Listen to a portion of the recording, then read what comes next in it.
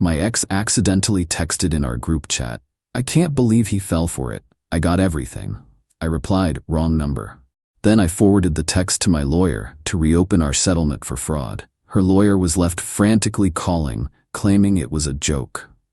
I'm 34 male, just an average guy. I work in logistics. I like to grill on the weekends. And up until about 3 months ago, I thought I was going to spend the rest of my life with Danielle, 31. We were together for 6 years, engaged for the last 2. The wedding was planned, deposits were paid, the whole 9 yards. Then, out of the blue, she called it off. She gave me the whole "it's not you, it's me" speech, said she felt lost, that she needed to find herself, and that she couldn't be the wife I deserved right now. I was gutted, absolutely blindsided.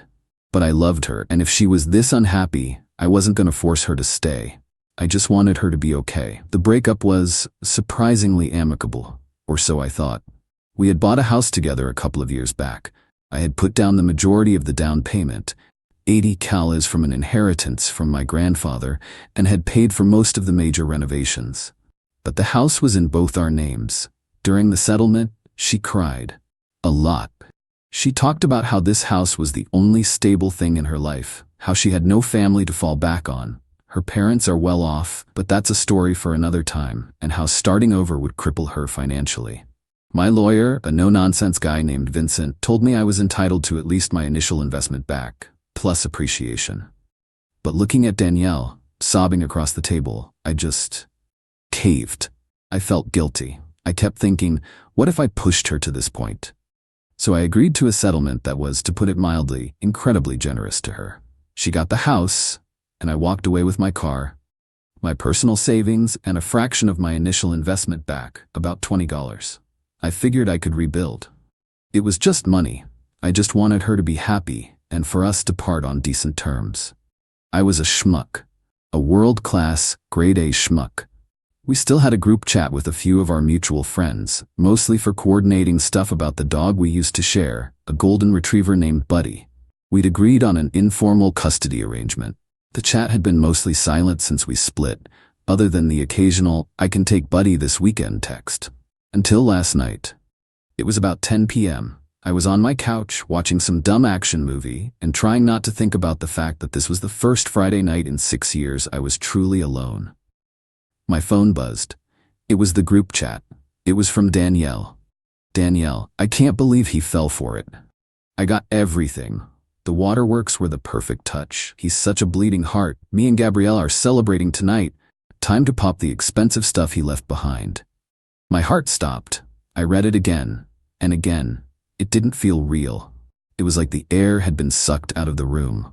Every memory of that settlement negotiation flashed in my mind, but this time it was different. Her tears weren't tears of sadness. They were a performance. The shaky voice wasn't due to heartbreak. It was a calculated act. Gabriella is her best friend, who was also in the group chat. For a solid 10 minutes, I just sat there, phone in my hand, feeling my blood run cold and then hot. The hurt was immense, a physical ache in my chest, but underneath it, something else was starting to simmer. A cold, quiet rage. I didn't blow up the group chat. I didn't text her privately, screaming. I just typed out 2 words. Me, wrong number. The immediate backpedaling was a sight to behold. Danielle has deleted a message. Danielle has deleted a message. OMG, Danielle, wrong chat. OMG, I'm so sorry, that was a joke. It was for a TV show script Gabriella and I are writing, a dark comedy. So sorry, that must have looked awful, lol. A TV show script, right? The group chat went silent, but my personal phone started blowing up, a string of texts from Danielle. Logan, please answer. It was a joke, you know my sense of humor. You're taking this way too seriously. Please don't be mad, it was a stupid, stupid joke. I didn't respond. I just took a screenshot of the original text. Then I took screenshots of her panicked follow-ups and Gabriella's immediate reaction. I forwarded everything to my personal email. Then I opened a new email. To vincent.k@lawfirm.com. Subject, fraudulent settlement, Logan Miller.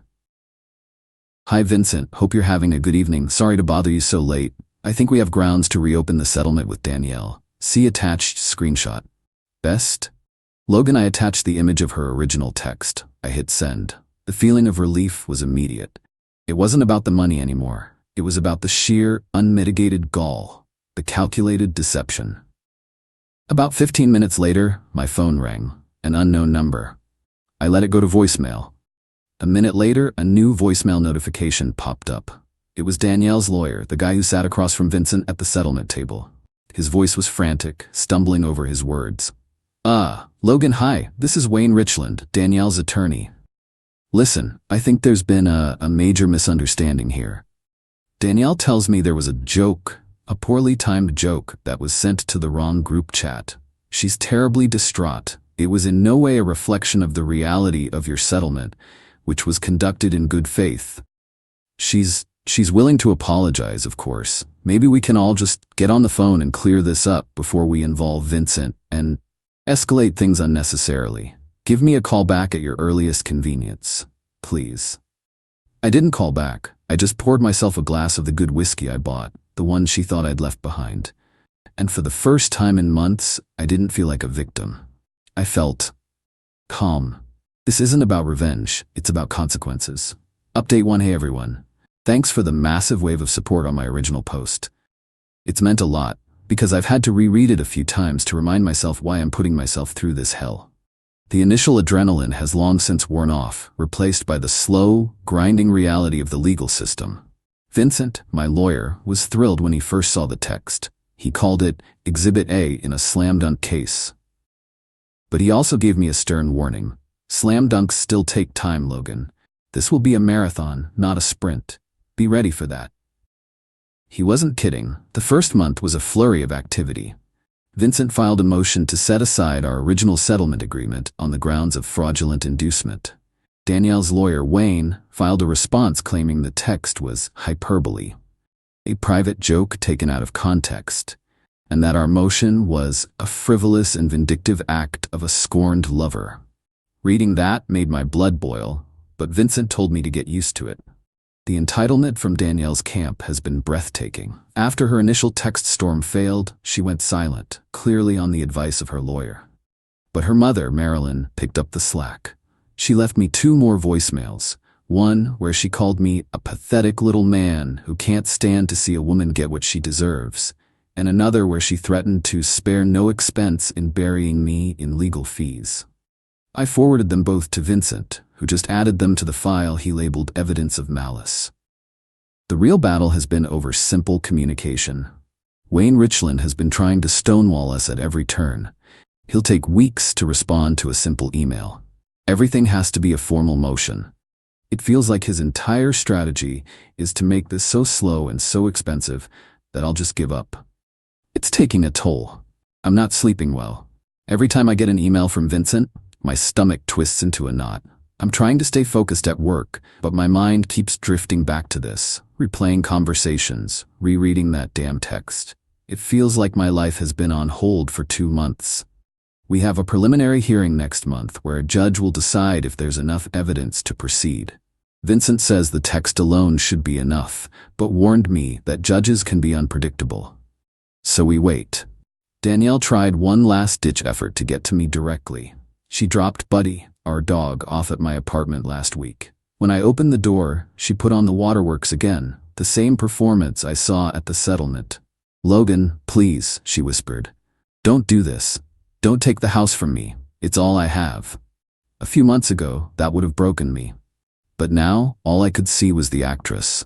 All I could hear was the echo of her text. The waterworks were the perfect touch. I just looked at her, then looked down at Buddy, who was happily wagging his tail. "You should talk to your lawyer, Danielle," I said, and closed the door. This is harder than I thought it would be. But every time I feel like giving up, I remember why I started. This isn't just about a house anymore. Update 2. Hello again, Reddit. It's been a long time. For anyone who thought this would be a quick and satisfying story, I'm here to tell you that justice moves at the speed of a glacier. The preliminary hearing was a success. The judge agreed that the text message constituted significant evidence of potential fraud and gave us the green light to proceed with discovery. This was a huge victory, but it also opened the floodgates to the next phase of this war, digging for the truth they tried to bury. Vincent immediately subpoenaed phone records and financial statements for both Danielle and Gabriella. As expected, their lawyer fought it viciously, claiming it was a massive invasion of privacy. It took another 2 months and another hearing for the judge to compel them to comply. The stonewalling was infuriating. It felt less like a legal dispute and more like a test of endurance. There were weeks where nothing happened, and the silence was almost worse than the fighting. The legal bills kept piling up, and I had a few dark nights where I seriously considered if draining my savings was worth it. When we finally got the phone records, the text history between Danielle and Gabriella around the time of the breakup was suspiciously clean. There were huge gaps. It was obvious they had deleted their conversations. Wayne Richland claimed they were irrelevant personal chats that were deleted long ago to free up phone storage. A laughable lie. This is where Vincent earned his fee. He said, "They're not just going to hand us the murder weapon, Logan. We have to go find where they buried it." He convinced me to file another motion, a time to have a neutral, court-appointed digital forensics expert recover data from their cloud backups. It was expensive. I had to dip into my 401k to cover the cost, a move that felt like a physical blow. It took 3 more months. 3 months of waiting, of my life being in limbo, all while Danielle took to social media to play the victim.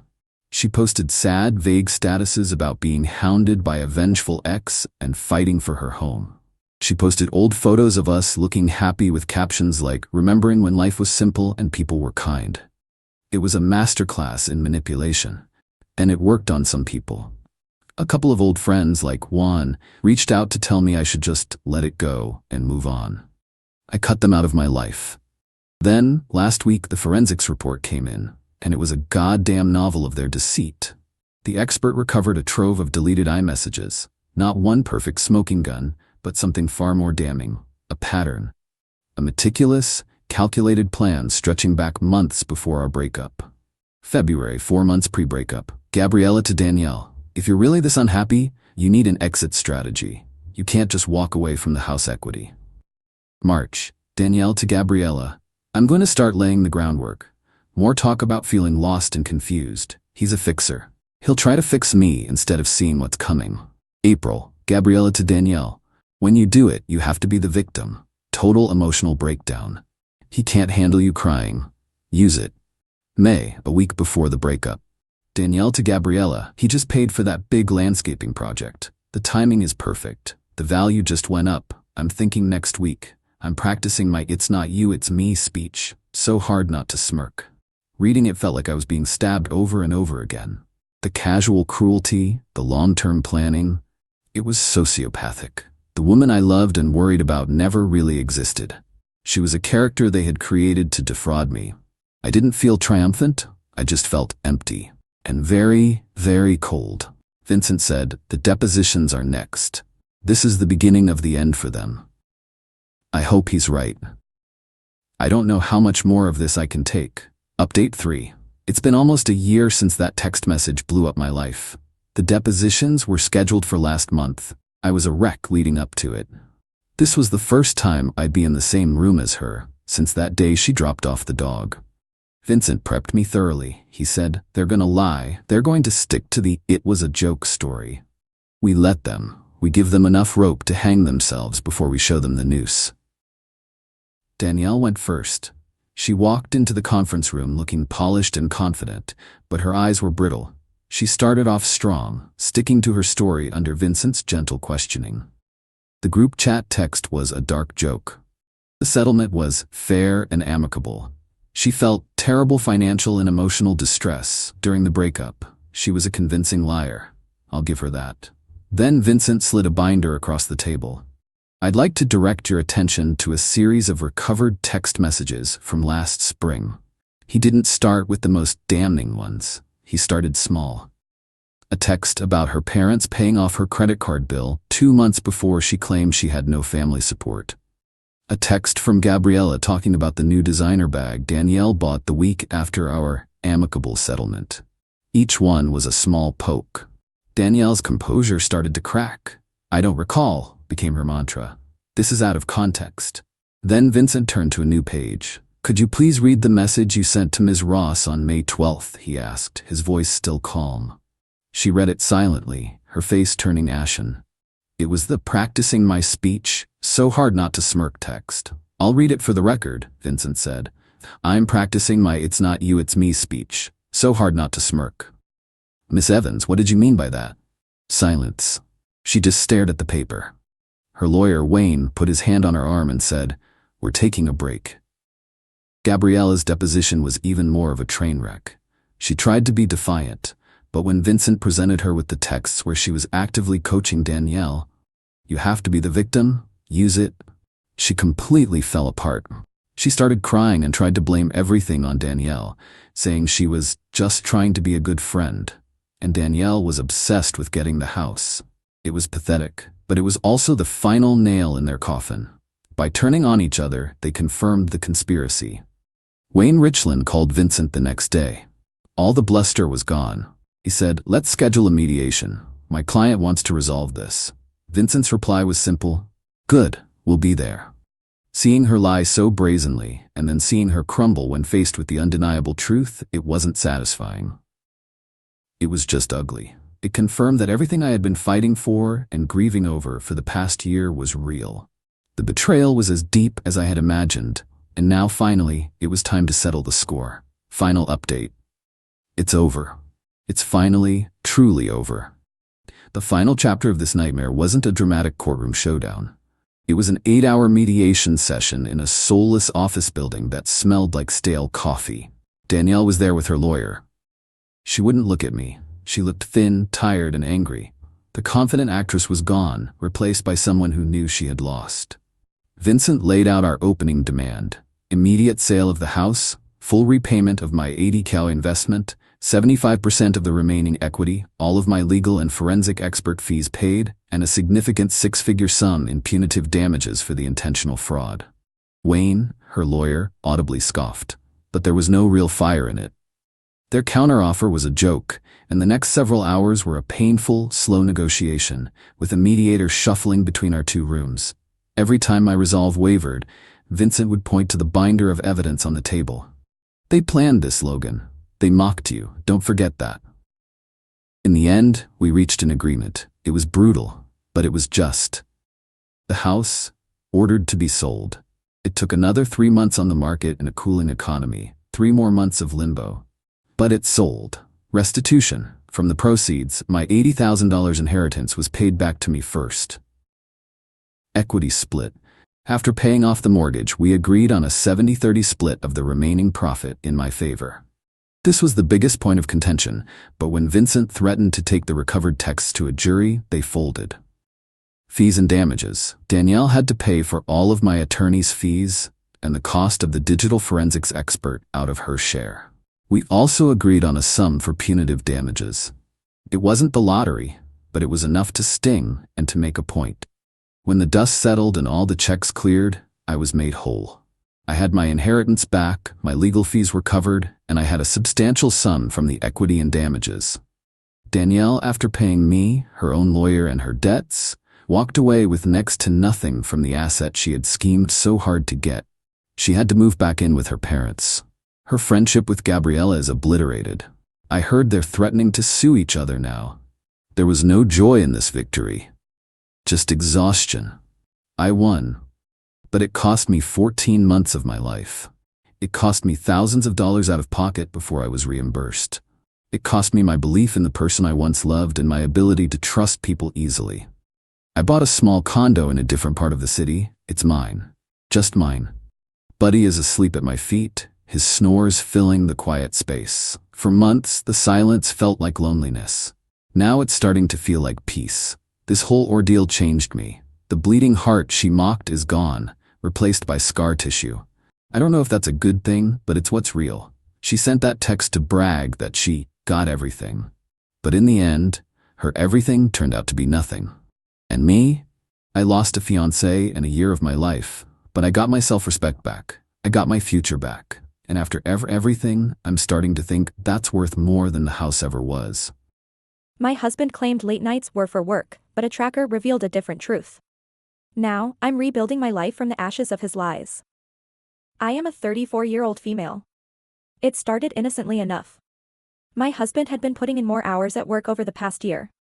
Late nights, weekend shifts, the works. He'd come home exhausted, barely able to keep his eyes open during dinner. I worried about his health, but he assured me it was just a big project that needed his attention. Once this deal goes through, things will calm down, he'd say, kissing me on the cheek before heading out the door at 6 a.m. I believed him. Why wouldn't I? But as weeks turned into months, I started noticing changes. Small things at first. A new cologne I didn't recognize, gym clothes in his car when he claimed he was too busy to work out, mysterious phone calls he'd take in another room. I told myself I was being paranoid. After all, we were happy, weren't we? Then came the night that changed everything. It was our anniversary, and I had planned a surprise dinner at home.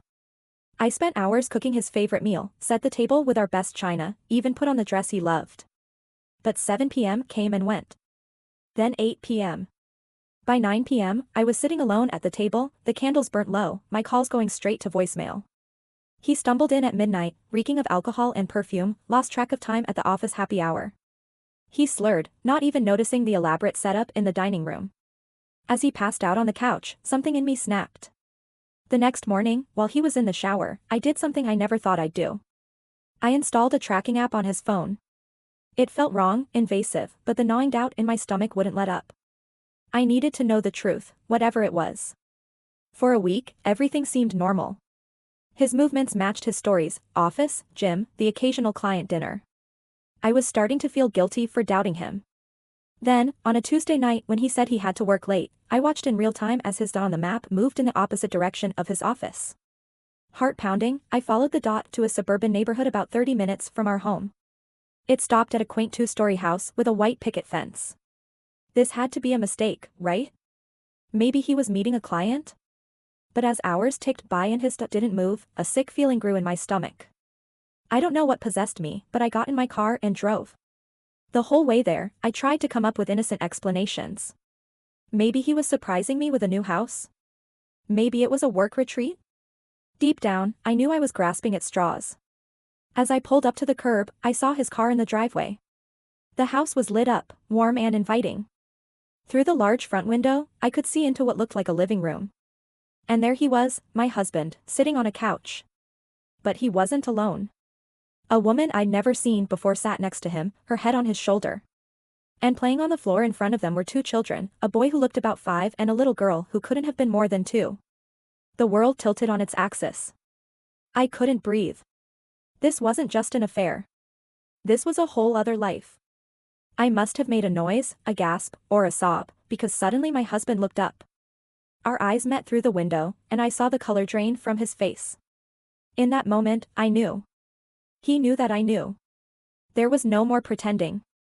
I don't remember driving home. The next thing I knew, I was sitting in our dark kitchen, staring at nothing. Hours passed. Around 3 a.m., I heard his key in the lock. Footsteps approached. Hesitant. I can explain, he said softly, standing in the doorway. I laughed, a hollow sound that scared even me. Explain what? How you've been living a double life for God knows how long. How you have another family. Please, enlighten me. He sank into the chair across from me, his head in his hands. It wasn't supposed to happen like this. I never meant to hurt you. Hurt me? My voice rose. You've destroyed everything we had, every memory, every moment. It's all a lie. No, it wasn't a lie, he insisted, reaching for my hand. I jerked away. I love you. I've always loved you. And them? Do you love them too? His silence was answer enough. What followed was the most painful conversation of my life. The other woman, let's call her A, was a former coworker. They had a brief fling years ago, before he and I were serious. He thought it was over until it contacted him 6 years into our marriage. She was pregnant. His. I panicked, he said, tears streaming down his face. I knew I should tell you, but I was scared of losing you.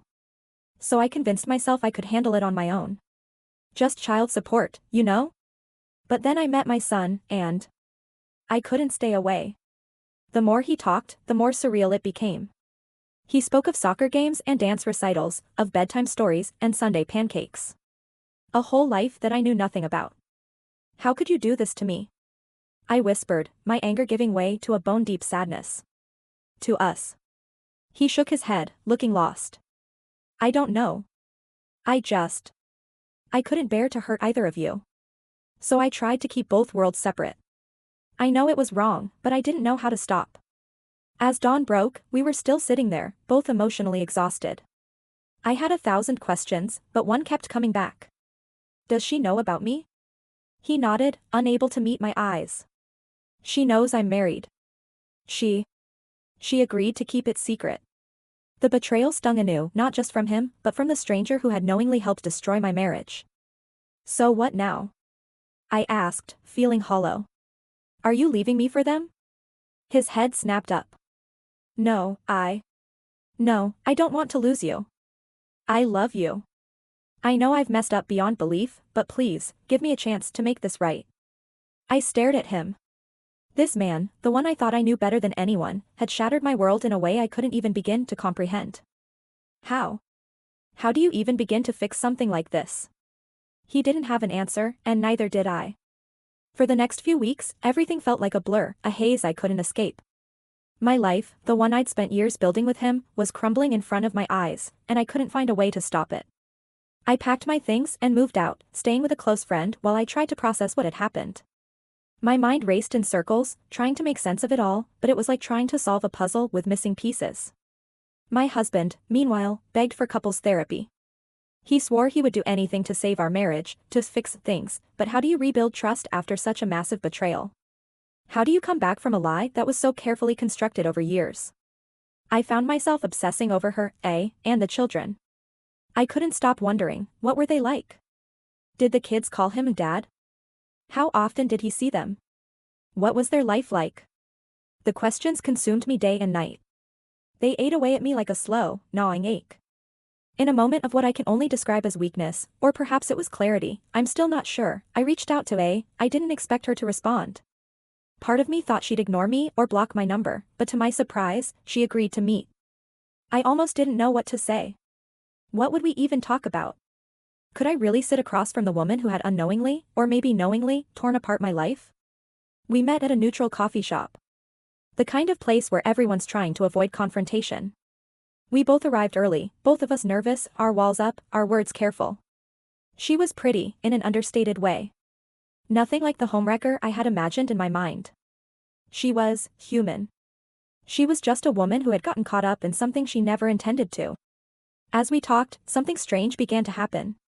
I realized that she was as much a victim in this as I was. She never set out to break up a marriage, she told me, her voice trembling. When I found out I was pregnant, she said softly, I was prepared to do it alone. But he insisted on being involved, and then one thing led to another. She paused, as though searching for the right words. I didn't want to feel sympathy for her, but in that moment, I did. I wanted to hate her, but I couldn't. She was just another woman who fell in love with the wrong man, just like me. I took a breath, trying to steady myself. What do you want to happen now? I asked her, my voice more measured than I felt. She sighed deeply and stared at her untouched coffee, stirring it absently. Honestly, I don't know, she admitted. I want my kids to have their father in their lives, but I also know what we did was wrong. I know it hurts you, and I'm so sorry for the pain we've caused you. Her apology wasn't what I expected. It wasn't the confrontation I had envisioned. Instead, it was raw and real, and for the first time in weeks, I felt a strange sense of calm wash over me. The anger, the hurt, the betrayal were still there, of course. But beneath it, something shifted. I realized that for the first time in a long time, I was seeing the situation clearly. I wasn't drowning in the chaos anymore. I had gained a level of perspective that had been completely elusive before. Later that day, I met with my husband at our home, soon to be just his. He was waiting for me, his eyes full of hope, as though all of this was just a bad dream that could somehow be undone. But when I spoke, I saw that hope fade from his face. I can't do this anymore, I said, my voice steady, though my heart was racing. I can't be married to someone who could lie to me for years, who could build a whole separate life behind my back. I can't live like that. Please, he begged, reaching for me. We can work through this, I'll do anything. I swear, just give me a chance. I stepped back, my resolve hardening. That's just it, I said, shaking my head. There's nothing you can do. The trust is gone, and without trust, what do we have? I laid out my plans for divorce, each word like a hammer strike, driving the final nail into the coffin of our marriage. It was over, and as I watched him crumble, sobbing apologies and promises, I knew it was far too late. The damage had been done. In the months that followed, I slowly began to rebuild my life. It wasn't easy. There were days when I could barely get out of bed. Days when I wished with all my heart that I could forgive him, forget what had happened, and return to the life I thought I had. But I knew I deserved more than that. I deserved honesty. I deserved respect. I deserved a love that didn't come with a trail of lies. I won't lie and say I'm completely healed. The scars from that betrayal may never fully fade. But I am stronger now. I've learned to stand on my own 2 feet again, to value myself and my own worth in a way I hadn't before. And maybe, just maybe, I've learned that sometimes the hardest decisions are the ones that ultimately set us free. As for my ex-husband, the last I heard, he was still trying to balance his life between his 2 families. Part of me hopes he figures it out, for the sake of those innocent children who didn't ask for any of this. But the bigger part of me is just grateful that I am no longer living in the shadow of his lies. I've walked away from that darkness, and I'm determined not to look back. So, dear reader, if you've stuck with me through this long and painful journey, let me leave you with this: trust your instincts. If something feels off in your relationship, don't ignore it. Listen to that voice inside you. And always, always remember, you deserve honesty, respect, and a love that doesn't require a tracking app to verify. Thank you so much for listening to my story. If you have any thoughts, I'd love to hear them, so please leave a comment. Don't forget to like and subscribe if you want more stories like this one. She said, I settled for you because I was getting old. Don't forget that. I replied, I won't. Then I made sure she'd never forget the day I unsettled her life by moving out while she was at her youth spa. Her returned key in the mailbox with no note, original post. I 46 male overheard something 3 weeks ago that changed everything. Been with Rebecca 44 for 4 years, living together for 2. Thought we had something real, you know? Not perfect, but solid. She was on the phone with her sister Diane in our bedroom, door slightly open. I'd come home early from work with a headache, was about to announce myself when I heard my name. Rebecca, look, I'm not saying I don't care about Grant. He's fine, stable, good enough. But he's not exactly what I dreamed of at 25, you know? Let's be real, I settled. I was 40, my options were drying up, and he was available and willing. My stomach dropped. Kept listening though. Masochistic, maybe. Does he know? God, no. He thinks he hit the jackpot, which honestly makes him easier to manage. He's grateful, does what I want, pays for most things. It works. That's cold, Becca. It's practical. I gave him my best years appearance-wise. The least he can do is make my 40s comfortable. Besides, someone like him should feel lucky to have someone like me. I stood there, frozen. 4 years. 4 years of thinking I'd found my person after my divorce. 4 years of her apparently viewing me as a convenient ATM with mediocre looks. Walked back out quietly. Sat in my car for an hour. When I finally went inside, she was all smiles. Rebecca, hey babe, you're home early. I was thinking we should try that new French place tonight. My treat. Her treat. With the credit card I pay off monthly. Me, sounds good. We went. She ordered the most expensive wine. Talked about wanting to redecorate the living room, my house. I nodded, smiled, paid the check when her card mysteriously declined. That night, she said something that sealed everything. We were getting ready for bed. She was doing her elaborate skincare routine, the $300 monthly subscription box I pay for. Grant, you know I love you, right? Me, sure. Good. Sometimes I worry you don't appreciate what you have. I mean, I could have married Richard.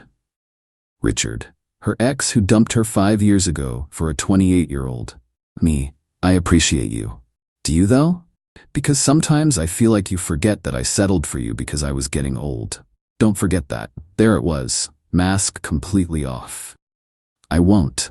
Good. Oh, I booked that youth spa retreat next week. The full package. It's only $3,000 for 5 days. You don't mind, right? When do you leave? Tuesday morning, back Sunday. Me, perfect. She kissed my cheek. You're the best, even if you're not much to look at. Laughed like it was a joke. It wasn't. Update 1, the plan. Spent the next 3 days getting my ducks in a row. See, Rebecca had made some critical miscalculations. 1, the house, mine. Bought it before we met. 2. Her car? Also mine.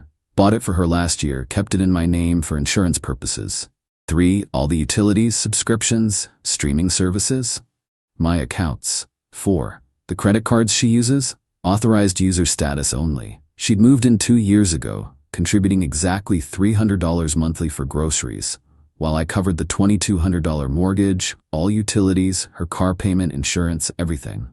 She worked part-time at a boutique, maybe bringing in $1,200 monthly, which she spent on clothes and treatments. Tuesday morning came. She left for her spa retreat at 7 a.m., kissing me goodbye. Try not to mess up the house while I'm gone.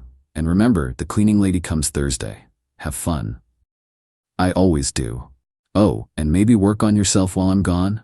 The gym membership I got you is just sitting there unused. The gym membership, that she got me. With my credit card. The moment her Uber turned the corner, I got to work. First call, moving company, emergency move, same day, cost a fortune but worth it. Second call, my lawyer buddy Tom. Tom, you sure about this? She literally told me she settled for me, to my face. Jesus, okay, legally you're clear. She's not on the deed, no formal rental agreement, you can ask her to leave anytime. Not asking, she's at a spa, coming back to reality. By noon I'd packed all my stuff, canceled her credit cards, authorized user privileges revoked, removed her from my car insurance, changed the Netflix password, petty but satisfying, transferred the utilities to the new owner. Yeah, I'd been planning to sell anyway. The house had been on the market quietly for 2 months. Cash offer came in last week. Perfect timing. Closing was expedited for Friday. Rebecca would still be gone. By 3 p.m., my stuff was in my new apartment across town. Nice place. Bachelor pad. View of the river. Then came the careful part. Packed all Rebecca's stuff. Every designer bag, every shoe, every skincare product.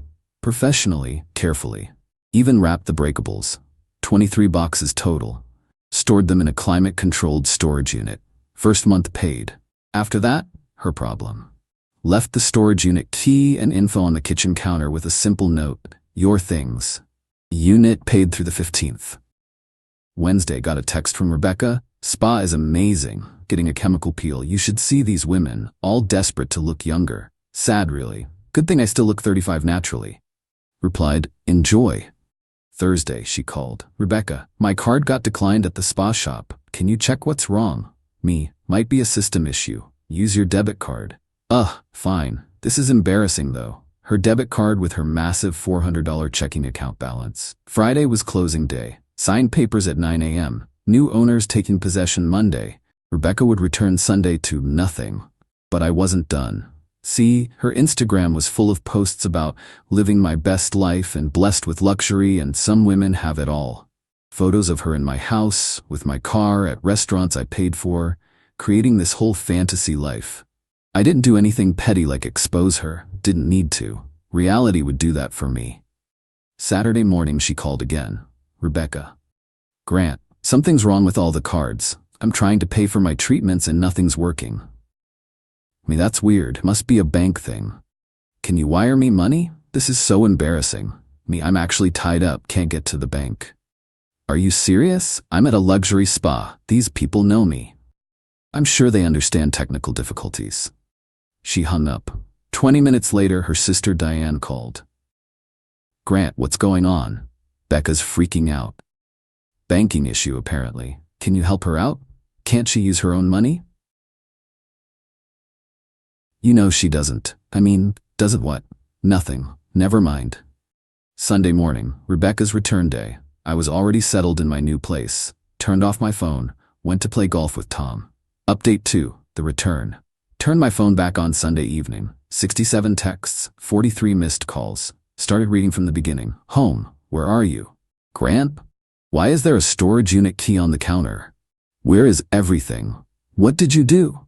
This isn't funny. Where is my stuff? The house is empty. Call me now. Then the calls started. Voicemail after voicemail, escalating from confusion to rage to panic. Finally, one text stood out. The locks don't work. Right, because the new owners had already changed them after closing. They were moving in Monday but did a walkthrough Sunday evening. 8 p.m., she called from Diane's phone. I answered. What did you do? Me, moved. You, moved? Without telling me? Where are my things? Storage unit. Keys on the counter. Oh wait, you can't get back in. The locks are changed. Some couple is here saying they own the house. They do. Closed on Friday. You sold our house? My house. I sold my house. Where am I supposed to live? Not my problem. You're a strong, independent woman who settled for me, remember? I'm sure you'll figure it out. You can't do this. We're together. We're, past tense. Over what? Because I went to a spa? No, because you told your sister you settled for me. Because you told me to my face that you settled. Because you've been using me as a wallet for 2 years. Silence. You heard that? Every word, including the part about me being grateful and easier to manage. I didn't mean. You meant every word, and that's fine, but I'm done being your retirement plan. Grant, please, let's talk about this. Me. Nothing to talk about. Your stuff's in storage, first month's paid. Your car? I'll be selling that since it's in my name. I'll mail you a check for your contributions, about $500 over 2 years. You can't take my car. Not your car. Never was. She started sobbing. Real tears this time, not the manipulative ones I'd seen before. Where am I supposed to go? Diane's couch seems available, or maybe Richard will take you back. Oh wait, he's married to that 28-year-old now, isn't he? In background, you're on speaker, asshole. Hi Diane. Your sister's all yours now. Good luck with that. Hung up. Update 3. The fallout Monday morning. The bombardment started. Rebecca tried everything. Created new numbers to text from. Had friends I didn't even know she had calling me. Even got her mom, Eleanor, involved. Eleanor, Grant, I don't understand what happened. Rebecca's devastated.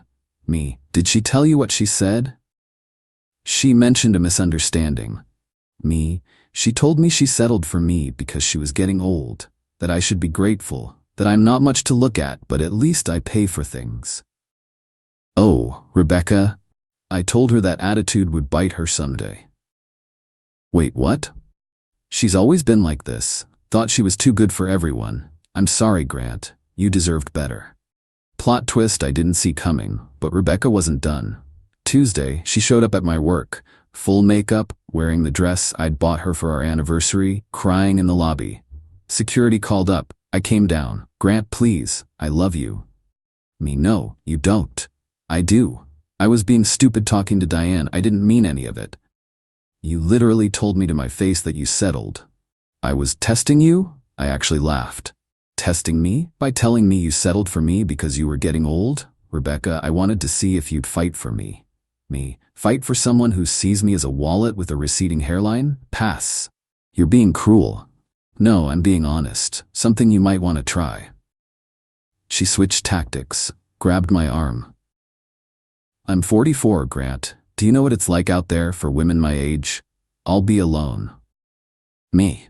You were alone when you were with me. You just had someone paying your bills. That's not true. Name one thing you love about me that isn't related to what I can provide. She stood there, mouth opening and closing like a fish. You're kind? To your bank account, yeah? Security stepped forward. Sir, should we escort her out? I'm leaving. But this isn't over, Grant. You can't just throw away 4 years. You threw them away the moment you decided I was just a placeholder with a paycheck. Wednesday, the car situation exploded. I'd listed her car for sale. 2021 BMW 3 Series, low mileage, great condition. Price to move fast. Rebecca found out when she went to the parking garage of Diane's building and found it gone. I'd had it picked up Tuesday night, legally, since it was my property. The texts came fast and furious from Diane's number. You stole my car. I'm calling the police. That's theft. I need that car for work.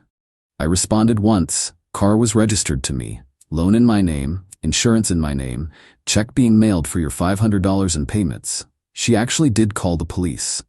They called me. Sir, we have a Rebecca Thornton here claiming you stole her vehicle. I sold my vehicle, one registered solely to me. Office, she says she's been making payments. She contributed $500 over 2 years toward a $35,000 car. I'm mailing her a check for her contributions. Officer, I see. Was she living with you? Was. We separated. She was never on any documents for the vehicle. Ma'am, there's no theft here. It's a civil matter at best. I heard her shrieking in the background before the officer hung up. Thursday, the social media campaign started. Rebecca went nuclear on Instagram and Facebook, posted this long, dramatic story about being abandoned and financially abused, and left with nothing after giving my best years to someone. The comments were initially sympathetic. Then, someone, bless them, asked, "Didn't you post last month about how you were too good for most men and settling is sometimes necessary?" Screenshots started appearing. Old posts where she bragged about training her boyfriend. One where she said, "Smart women choose providers, not lovers."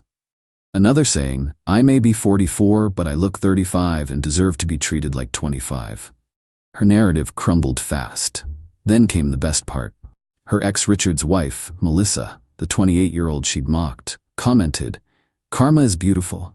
Maybe if you hadn't spent 3 years calling me a gold-digging child while you were literally living off Grant's money, people might have sympathy. At least I have my own career." The comment section exploded. Turns out, Rebecca had been nasty to a lot of women over the years, calling them gold diggers while living rent-free in my house. Update 4, the escalation Friday. Rebecca did something I didn't expect. She tried to claim common law marriage. Her new lawyer, apparently Diane's boyfriend's cousin, sent me a letter demanding half of everything based on our common law marriage status. One problem, our state doesn't recognize common law marriage. Tom called the lawyer directly. The conversation, as Tom related it, "Tom, you realize this state hasn't recognized common law marriage since 1996, right? Well, they live together. Living together doesn't create property rights without a written agreement. Your client was a guest in my client's home. She contributed to household expenses. $300 a month for groceries while living rent-free in a $400K house? That's not contribution, that's charity from my client. We'll see what a judge says." Sure, and when your client loses, she'll owe my client's legal fees, probably around $20. Does she have $20K? The lawyer dropped the case Monday. But Rebecca wasn't done. She showed up at my new apartment building Saturday night. Drunk. The doorman called me. "Doorman, Mr. Davidson, there's a woman here claiming to be your wife." I came down. Rebecca was a mess. Makeup smeared, hair disheveled, wearing pajamas and heels. "Rebecca, Grant, tell him I'm your girlfriend." "Me? Ex-girlfriend, and she needs to leave." "I have nowhere to go." "Still at Diane's?" "She kicked me out, said I was toxic." Her own sister. Wow, please, just one night? I'll sleep on the couch. "No, I'm 44 years old and homeless." "You're 44 with a job, a college degree, and presumably some savings from all those years of not paying rent. You're not homeless, you're just facing consequences." She slumped against the wall. "I don't have savings." "Where did your money go? You made at least $1,200 a month and paid for nothing. Clothes, treatments, the lifestyle I deserved. The lifestyle you couldn't afford. You could afford it. And now I'm choosing not to." The doorman stepped forward.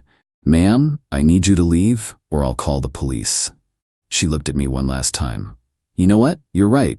You're not much to look at. You're boring, you have no style." I was settling. And yet, I'm the one with a home, a car, and dignity. Have a nice life, Rebecca. Update 5, the aftermath. It's been 3 weeks since that night at my apartment building. The car sold for $28. I mailed Rebecca a check for $500 as promised. She cashed it immediately. According to the grapevine, Tom's wife knows everyone. Rebecca's living situation has been interesting. Week 1, Diane took her back after the drunk incident, but with conditions.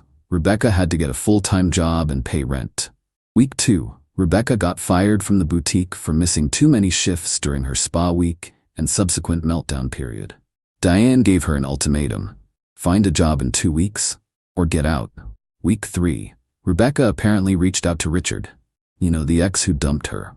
His wife Melissa posted on Facebook, "When the ex who called you a child bride gold digger asks your husband for a loan, the audacity is astronomical." Yesterday, I ran into Rebecca's mom Eleanor at the grocery store. "Eleanor, Grant, how are you?" "Good, thanks. You?" "Oh, you know, Rebecca's moved back home temporarily." "Sorry to hear that." "Don't be. She needed this wake-up call 20 years ago. I partly blame myself. Her father and I spoiled her. Always told her she was special, deserved the best, never made her work for anything. Me. Still, it must be hard. Eleanor, what's hard is watching your 44-year-old daughter throw a tantrum because we won't pay for her Botox. She actually said we were sabotaging her chances of finding another provider. Another provider, not partner, provider. We chatted a bit more. Eleanor mentioned Rebecca was applying for jobs but kept being insulted by the salaries offered. Eleanor, she turned down a manager position at Macy's because it only paid $45,000. I asked her what she thought she was worth with her 10-year-old marketing degree and sporadic retail experience. What did she say? That she was worth whatever a man was willing to pay for her appearance. I told her that ship had sailed and she better learn to swim. Brutal honesty from Mom. Last night, I got one final text from a number I didn't recognize. This is Rebecca. Using Mom's phone. I wanted you to know I started therapy. Not to get you back, but to figure out how I became this person. I'm sorry for what I said. You deserved better. I know that doesn't fix anything, but I wanted you to know. I didn't respond. There was nothing to say. Final update. It's been 2 months now since I moved out while Rebecca was at her youth spa. Life's different, quieter, cheaper, definitely. But also, lighter? Like I didn't realize how heavy the constant, subtle disrespect was until it was gone. I joined a cooking class, something Rebecca always mocked.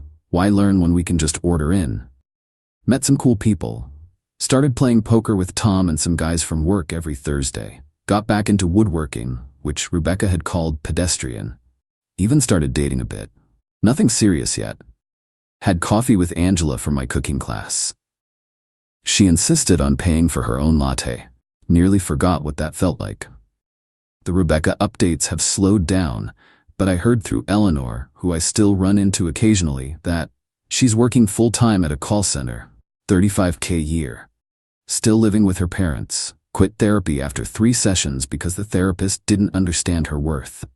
Tried to start a dating coach Instagram business called High Value Women. 12 followers, mostly bots. Her bio still says CEO, entrepreneur, lifestyle curator.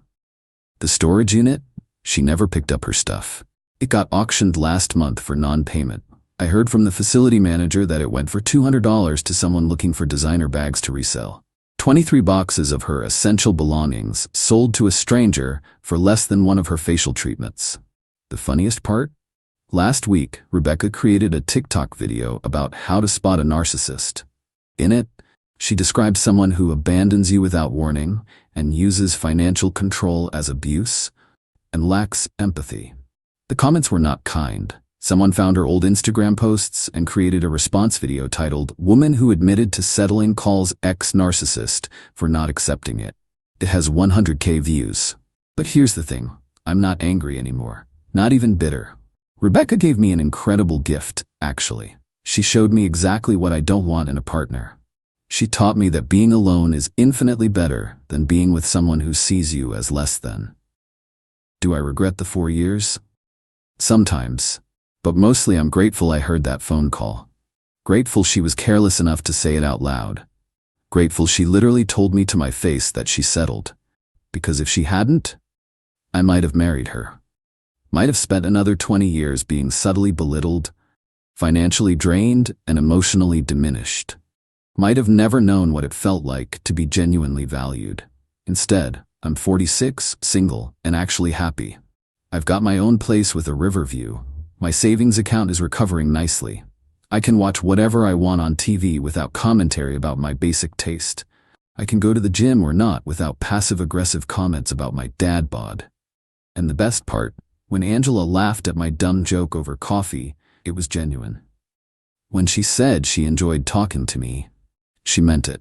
When she texted asking for a second date, it wasn't followed by a Venmo request. Rebecca was right about one thing. She did settle for me, but not the way she thought. She settled for using someone instead of being with them. She settled for a transactional relationship instead of a real one.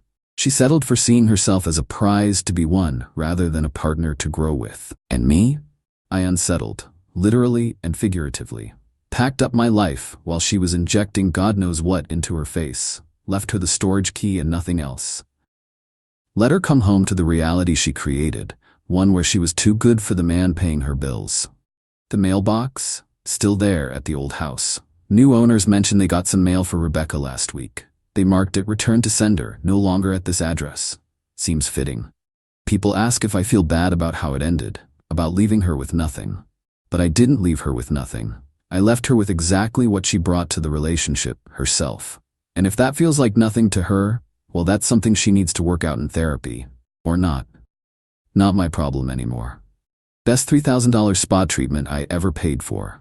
It gave me a 5-day window to reclaim my life. Money well spent. Edit, since some asked, yes, this is legal. She had no tenancy rights without a lease or consistent rent payments. The car was mine legally. No laws broken, just hearts and egos. Edit 2. To the people saying I should have talked to her first, I did. She literally told me to my face that she settled for me. When someone tells you who they are, believe them the first time. Edit 3. Rebecca found this post. Got a long email about defamation and emotional distress. Tom laughed for 5 straight minutes. Truth is an absolute defense, plus I never used her last name. Die mad about it. Becca. My dad threw me out to make space for his perfect son, but now they're begging me to take the blame for his crime.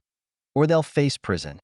I'm 25, male, and my family's always been a disaster. My parents divorced when I was about 10. It was messy, and I mostly stayed with my mom after that. But my dad remarried when I was 12, and suddenly I had a new stepmom, Dee, and her son, T. T was 6 years younger than me, so when we first met, he was just a little kid. And honestly, I didn't mind him at first. I figured it was just another adjustment I'd have to deal with, but as the years went on, it became really clear that things weren't fair. T was always the favorite. He could do no wrong, even when he messed up. And believe me, he messed up a lot. It was always excused. If I did something wrong, it was a huge deal. My dad would yell, ground me, lecture me for hours. But T, he'd get a pat on the head and told to do better next time. It didn't take long for me to realize that no matter what I did, I'd always come second to T. I spent most of my teenage years keeping my head down, just trying to get through it. By the time I was 18, I couldn't wait to move out. I went off to college, worked 2 jobs to support myself, and barely spoke to my dad and his new family. I didn't need the constant reminder that I wasn't good enough for them, and honestly, I thought that was that. I figured I'd keep my distance, and eventually they'd fade out of my life for good. But about a year ago, everything blew up. I had been living on my own for a couple of years, working full-time, and finally starting to feel like I had my life together. Out of nowhere, I got a call from my dad. It was weird because we hadn't spoken much in months, but I picked up, thinking maybe something had happened. "Hey, he said, in this tone that immediately put me on edge. It wasn't the usual friendly, "Have you been call?" No, this sounded serious. "Listen, we need to talk."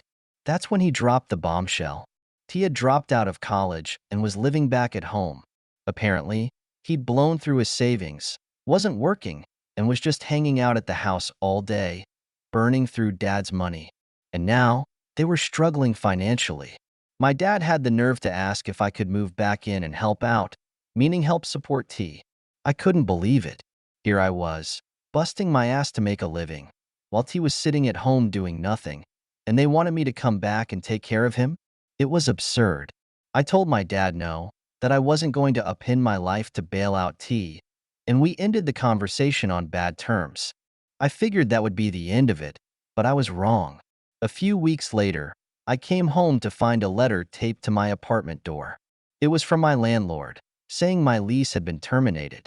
Apparently, my dad had convinced him that I was moving back in with my family, and without bothering to check with me, my apartment had been rented out to someone else. I was furious. My dad had gone behind my back, sabotaging my living situation to force me to come home. I called him, livid, but he just brushed it off, saying that family comes first and that T needed help. I hung up on him and crashed at a friend's place for a while, until I could sort things out. It was humiliating, but I managed to find another apartment a few weeks later. I swore to myself I'd cut contact with my dad for good after that. But as you'll see, that wasn't the end of it.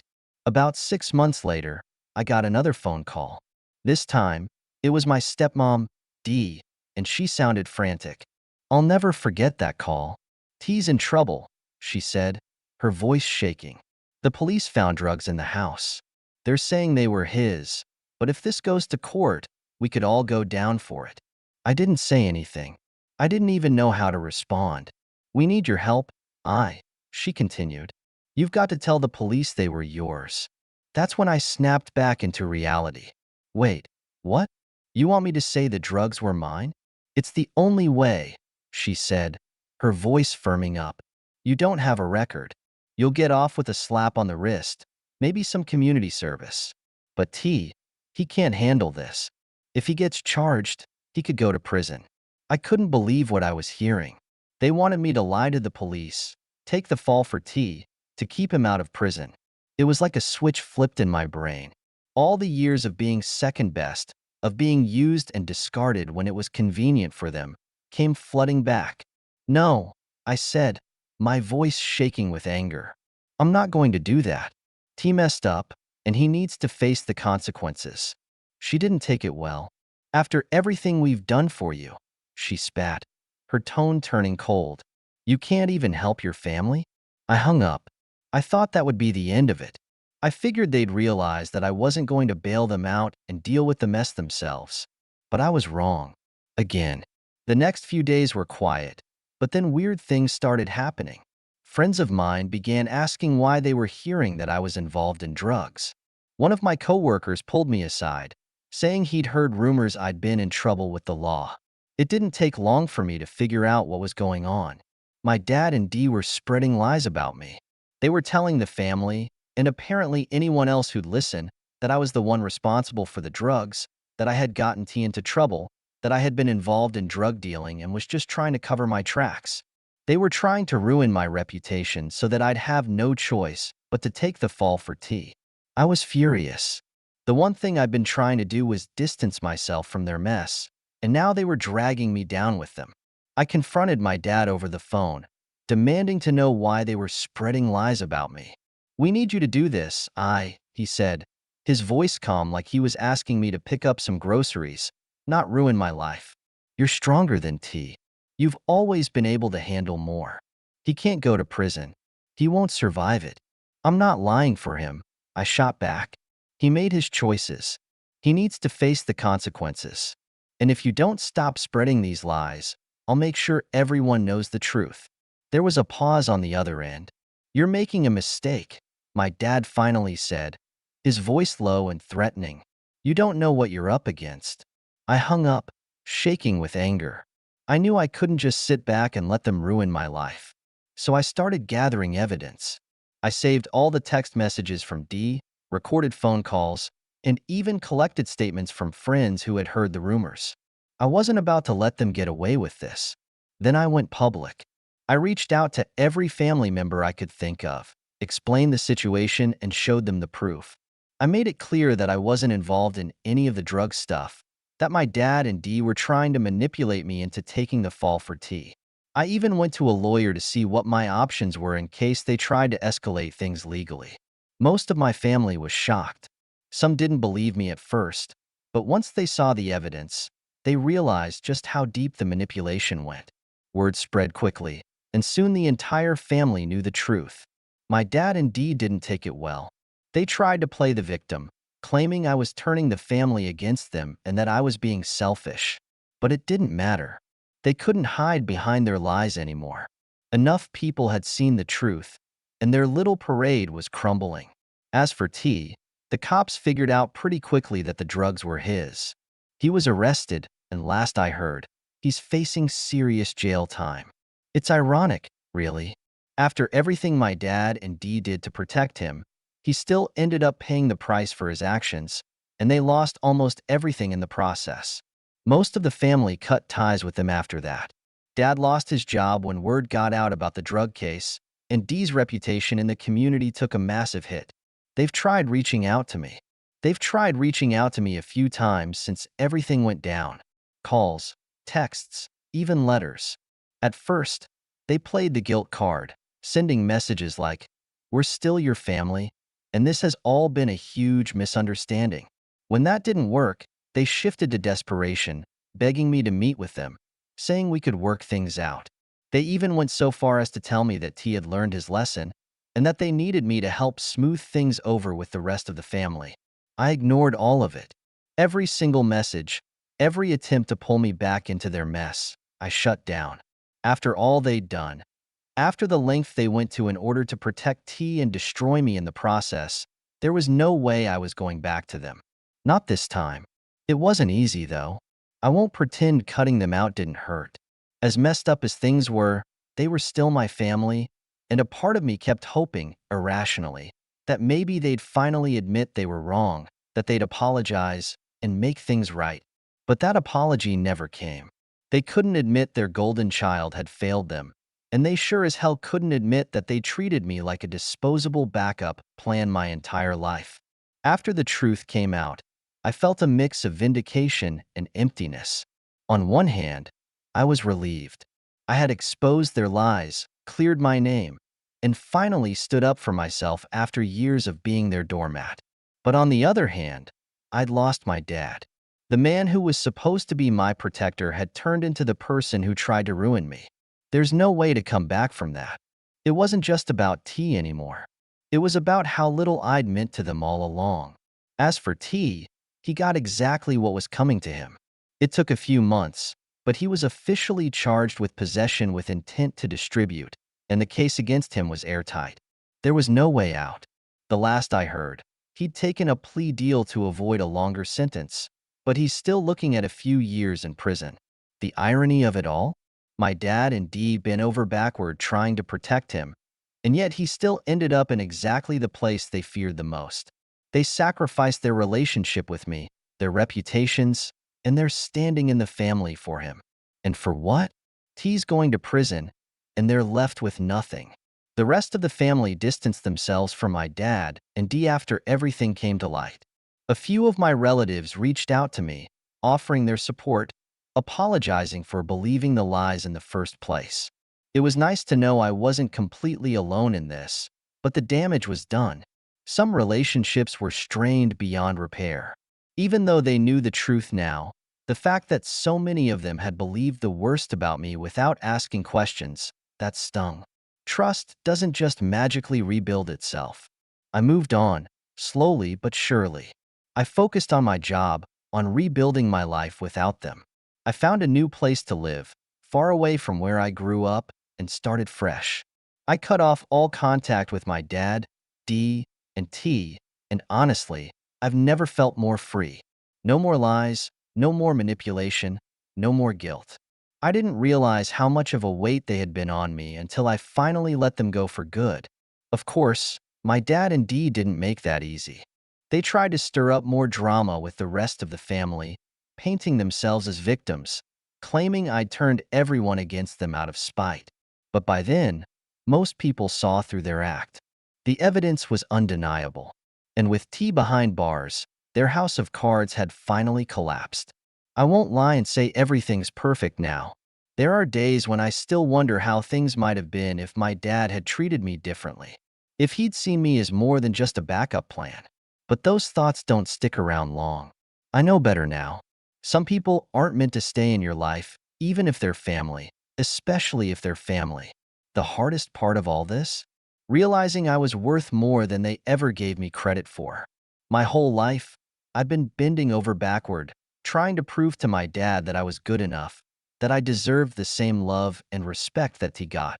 But in the end, it wasn't about me at all. It was about them. Their need to protect their perfect image, their golden child, no matter the cost. And I wasn't willing to pay that price anymore. So now, here I am. I've got my life back, free from their toxicity, and I'm moving forward. I've learned to be my own support system, to rely on the friends and family who truly care about me. It's not easy rebuilding your life after your own family tries to tear it apart, but it's possible, and it's worth it. As for my dad, D and T, I don't think about them much anymore. Last I heard, they were struggling to keep their heads above water. The legal fees for T's case drained whatever savings they had left.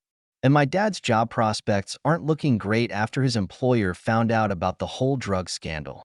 They've been left with the fallout of their own choices, and I've washed my hands of it. If there's one thing I've learned from all of this, it's that you can't control how people treat you, but you can control how you respond. My dad and Dee made their choice when they decided to protect T at all costs, and I made mine when I chose to stand up for myself and walk away. In the end, I realized that family isn't about blood. It's about the people who stand by you, who support you, without asking you to sacrifice yourself for their mistakes. It's about the people who love you for who you are, not what you can do for them. And for the first time in my life, I'm finally surrounding myself with the kind of people who actually care. Thank you so much for listening to my story. If you have any thoughts, I'd love to hear them. So please leave a comment. Don't forget to like and subscribe if you want more stories like this one. She said, "You take everything too seriously." I said, "Even love?" She laughed and walked away. 3 weeks later, she saw what not taking it seriously really looked like, and who was laughing then. I, 30 male, am an analyst. I spend my days looking at data, finding patterns, and assessing risk. It's not a flashy job, but I'm good at it, and it's afforded me a very comfortable life. My girlfriend, Maya, 28, is not an analyst. She's a visionary, a creative force, a free spirit. Her words. We've been together for 2 years. For most of that time, her vision was what I loved about her. She was exciting, spontaneous, and saw the world in colors I didn't. I saw it in spreadsheets. About 8 months ago, she came to me with her biggest vision, a high-end, curated consignment boutique. Not a dusty thrift shop, but a place for the city's elite to resell their $5,000 handbags and last-season runway pieces. She called it Elon. She had the passion. I had the capital. I loved her. I believed in her. But I'm still an analyst. I put up $80,000 of my own savings. I didn't just hand her a check. I formed an LLC. I hired a lawyer to draft the operating agreement. I took an 80% stake for my $80K capital, and she got 20% for her sweat equity and curation. I signed the 2-year commercial lease on a small, chic spot in a trendy neighborhood. I set up the business bank account. I was the investor. She was the face. This was my one smart, risk-assessing move. For 6 months, it was great. She was energized, sourcing inventory, designing the interior. I was happy to see her happy, even as the startup costs kept climbing. Then about 2 months ago, Bastien, 30M, showed up. He was a branding guru she'd met at some networking event. He had floppy hair, wore scarves indoors, and spoke exclusively in buzzwords. We're not just selling clothes, Leo, we're selling synergy. He was, in short, a complete tool. Suddenly, Maya's vision required Bastien's input on everything, and his input was expensive. Leo, Bastien thinks the logo is too static. We need a full redesign. It's only $5,000. Leo, Bastien says our web presence is weak. He knows a guy who can build a custom portal for $10,000. I started checking the business debit card statements.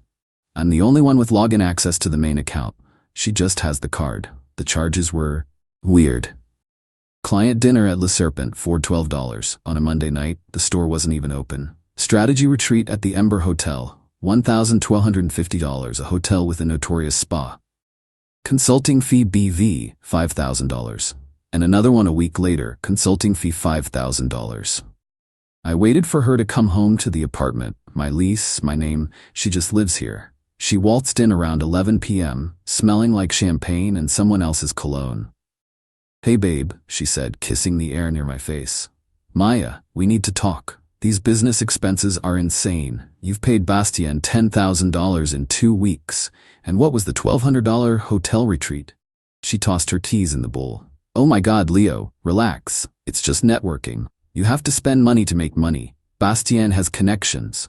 That retreat was just us planning the Q4 launch. You wouldn't get it. I get spreadsheets, Maya. And this spreadsheet says you're bleeding my investment on dinners and spas. What's really going on with you and this guy? She finally turned to look at me, and her face was just bored, annoyed, like I was a fly. You take everything so seriously, Leo. It's just a project. It's just money. It's boring.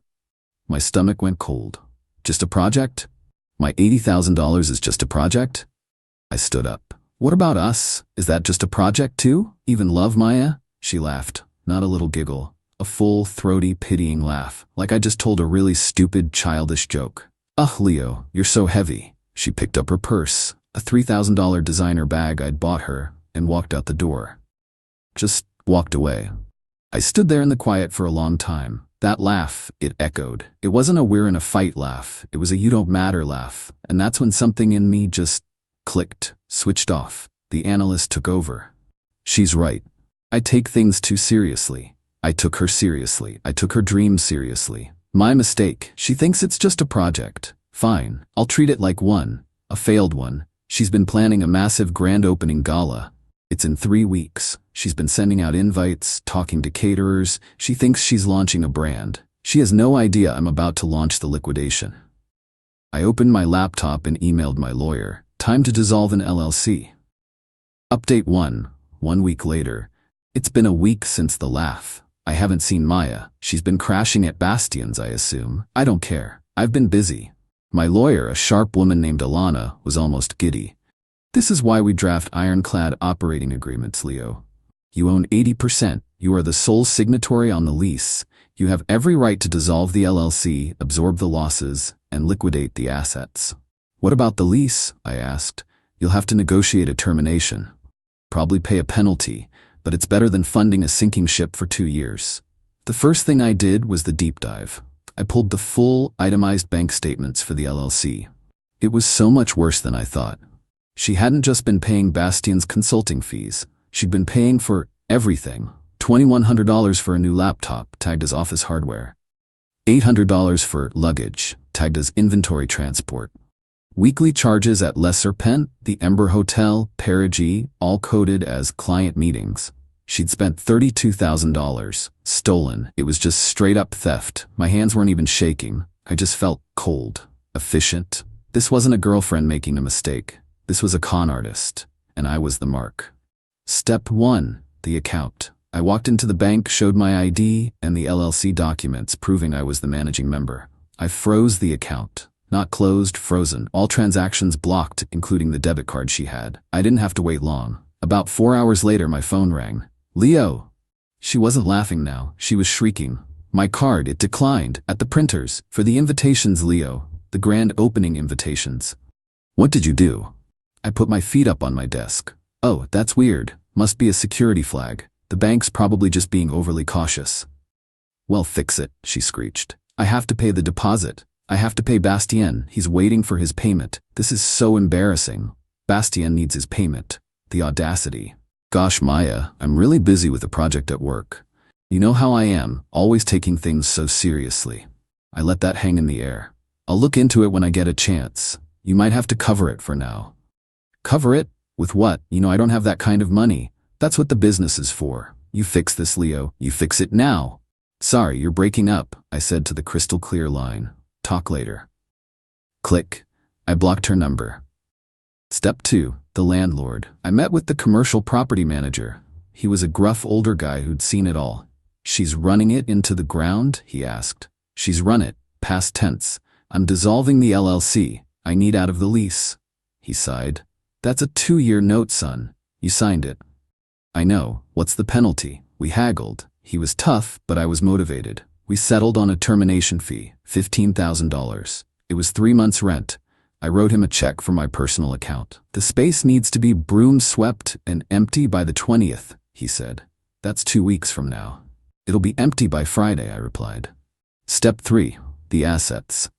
I spent the next 3 days at Alon. I hired a consignment broker, not to sell the stuff but to buy it.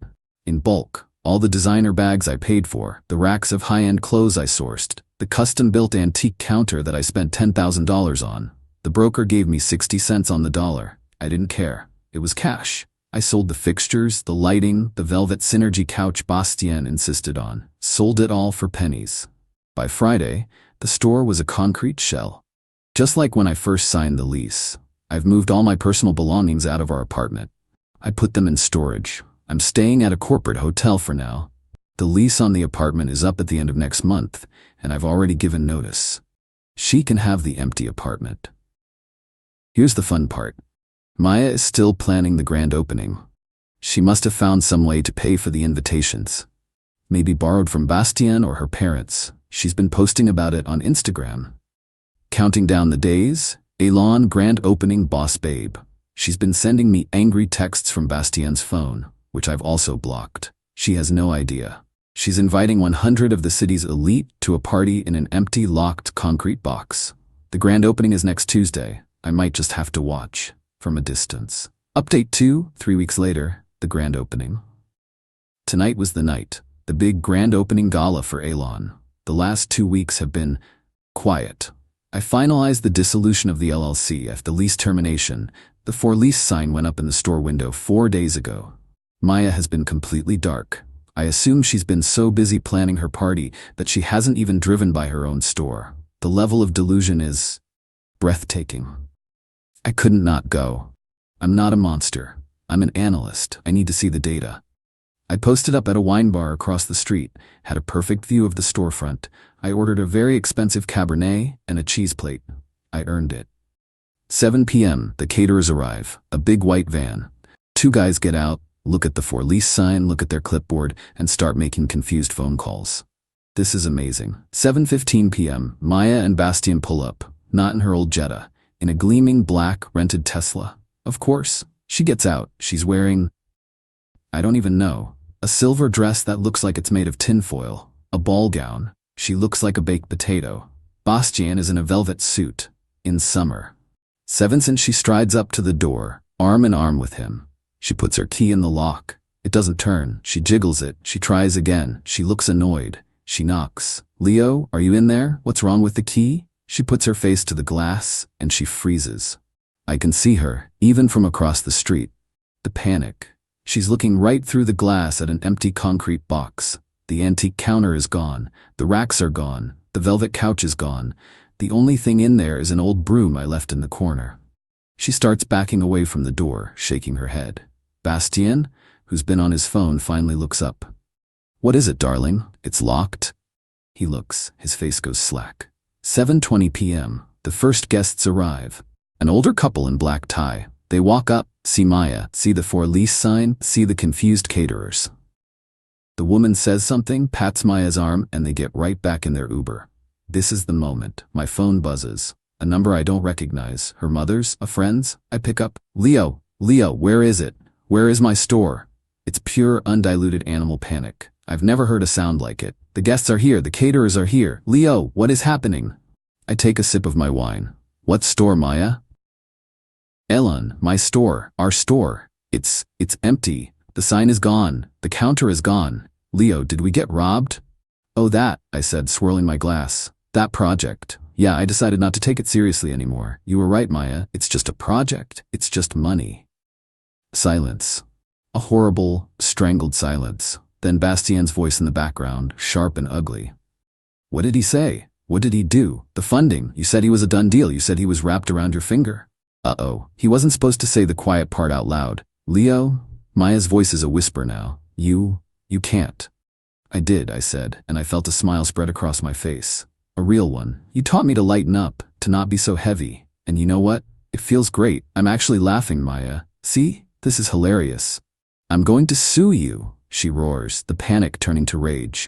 I'm going to ruin you. I'll call the police. For what?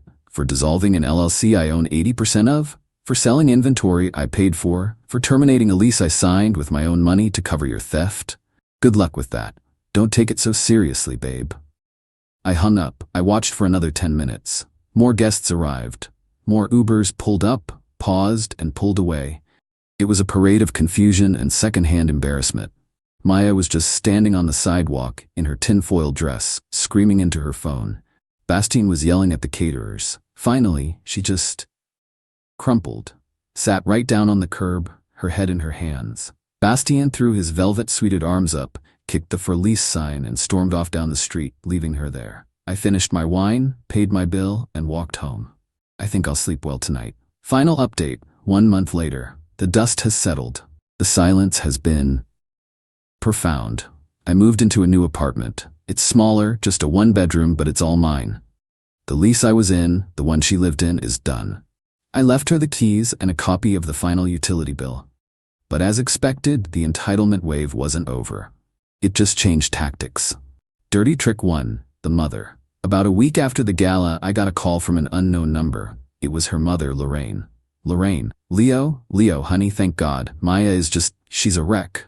I don't know what kind of fight you two had, but you need to fix this. Me. There's nothing to fix, Lorraine. The business is dissolved. The relationship is over. Lorraine. Don't be dramatic. You promised her this store. You can't just take a girl's dream away because you're in a mood. She put her soul into that. Me. She put $32,000 of my money into her soulmate, Bastien. I have the bank statements. She's a thief, Lorraine. There was a pause. A cold one. Bastien is a lovely young man. She's a creative person, Leo. Creatives are fluid. You're just an accountant. You can't put a price on that kind of vision. Now, I expect you to do the right thing. Apologize and buy her a new store. A better one. I was speechless. The sheer unmitigated gall. Buy her a new one. Me, Lorraine, you are delusional. I hung up. Dirty trick 2, the guru.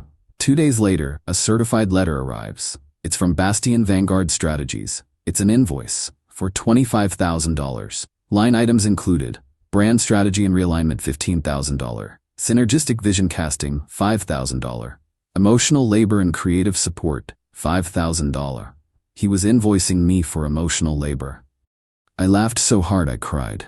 My lawyer, Alana, did not laugh. She was furious. Her response letter was a work of art. It was not sent to Bastien. It was sent to the district attorney's office. It included my LLC agreement, the bank statements showing every single transfer to Bastien, the hotel bills, the restaurant charges, and a very polite query about potential criminal fraud and conspiracy to defraud an investor. She CC'd Bastien on it. The Vanguard Strategies website was offline within an hour. I have not heard from Mr. Bastien since. The legal fallout. Maya did try to sue. She found a lawyer who works on contingency. That lawyer sent me a very threatening letter demanding $150,000 for breach of contract, theft of intellectual property, the Elon name, and intentional infliction of emotional distress. Alana sent back one box. Inside the box was the 80/20 LLC operating agreement, signed by Maya with the dissolution clause highlighted, the complete, itemized bank statements showing the $32,000 in fraudulent charges, the receipt from the consignment broker for the inventory, the signed lease termination agreement with the $15,000 penalty check stub. Maya's lawyer called Alana the next day, not to argue, to apologize. He said he was dropping her as a client, effective immediately, as she had grossly misrepresented the facts of the case. The final scoreboard. Maya? Broke. She's living with Lorraine. She's being hounded by the caterer, the rental company, and the printer for the bills she racked up for the party. She has no store, no money, and no rich accountant boyfriend. Has vanished. I suspect Alana's letter to the DA sent him scurrying back to whatever hole he crawled out of. Me, I'm out about $45,000. The $32,000 she stole, the $15,000 lease penalty, minus the $2,000 I got back for the fixtures. It's a $45,000 lesson. It's the stupidest, most expensive tuition I've ever paid. It stings. I'm not a hero. I'm an idiot who got played. I feel that. But I'm also free. I'm in my new apartment, drinking a cheap beer, looking at my own spreadsheets. I was vulnerable. I did take love seriously. She saw that as a weakness, a tap she could just open and drain. So I did what I do best. I assessed the risk, cut the loss, and liquidated the asset. I heard from an old mutual friend that Maya tells people I'm cold, calculating, and sociopathic. You know what? I can live with that. It's a hell of a lot better than being the heavy, boring guy who's too serious. She wanted me to lighten up. She just didn't like it when I did. My wife screamed, "You're worthless. I should have married him instead." Pointing at my brother, I replied, "Probably." Then I moved out and let her discover my worthless brother had been paying her student loans as a favor to me. His monthly reminder that she owes him $87,000 now. Original post, I, 33 male. I'm sitting in my new studio apartment, eating ramen, and honestly, life's never been clearer. Last Thursday was my brother Kevin's 36th birthday party. Family gathering at my parents' house. My wife Jessica, 31, had been in a mood all week. Something about her coworker getting promoted while she didn't. Whatever. I'd learned to ride out these storms over our 5 years of marriage. We're all having dinner, and Kevin's telling a story about his new Tesla. Jessica had been drinking wine since 4 p.m. She suddenly interrupts. Must be nice having money to throw around. Kevin just shrugged. Work's been good. She turned to me, eyes blazing. See? That's what a real man accomplishes, not sitting at home playing with computers all day. I'm a software developer. Work from home, make decent money, about $95,000 a year. Not Silicon Valley money, but solid. Jess, not now, I said quietly. She stood up, wobbling slightly, pointing at Kevin. You're worthless, Nathan. Completely worthless. I should have married him instead. At least Kevin knows how to be successful. The room went silent. Mom dropped her fork. Dad's jaw clenched. Kevin looked like he wanted to disappear into the floor. I took a sip of my beer, set it down carefully and said, probably. Then I stood up, grabbed my jacket and walked out. Jessica called after me, something about being dramatic. I drove home, packed 2 suitcases, my laptop and my gaming setup, left my wedding ring on the kitchen counter with a note, you're right, you deserve better, I'm done. Found a furnished studio on Craigslist that night, moved in the next morning. Here's what Jessica didn't know. Those student loans she's been managing so well by paying the minimum, the ones from her master's degree that she loves to brag about, Kevin's been paying them for the last 3 years. The actual payment, not the minimum, about $900 a month. See, 3 years ago, Jessica was drowning. $130,000 in student debt. Minimum payments, barely touching the principal. She was having panic attacks, couldn't sleep. I went to Kevin, he owns a successful construction company, and asked for help. Not a handout, a business arrangement. I'd pay him back $2,200 a month, the $1,900 plus $300 interest, and he'd pay her loans directly. I'd been saving up to surprise her when they were paid off, prove that her worthless husband had secretly freed her from debt. $87 paid so far. My savings depleted. My credit cards maxed from covering our expenses while funneling money to Kevin. But now she gets to figure it out herself. Kevin texted me that night. Bro, what do you want me to do about next month's payment? Stop paying. Send her the bill for what's been paid. She wants a real man. She can handle her real debt. You sure? Dead sure. It's been a week. Based on the 73 missed calls, she's figured it out.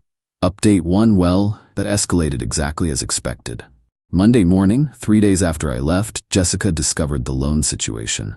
Kevin, beautiful bastard that he is, sent her an email with a professional letterhead from his company. Dear Jessica, per Nathan's request, I am terminating the loan repayment arrangement effective immediately. As of today, you have received $87,000 in loan payments made on your behalf. While this was originally a private arrangement between Nathan and myself, given recent events, I am formally requesting you assume responsibility for this debt. Attached is a payment schedule. First payment of $2,200 is due on the 1st. Regards, Kevin Mitchell, Mitchell Construction LLC. She called me 31 times in an hour. Then came the texts. What the hell did you do? Nathan, answer me. This isn't funny anymore. You can't just do this. I didn't know Kevin was paying. This is fraud. I'm calling a lawyer. Please just talk to me. I'm sorry about what I said. I was drunk. You know I didn't mean it. I responded once. All communication through lawyers. Contact info to follow. Then she went nuclear. Tuesday, she showed up at my office.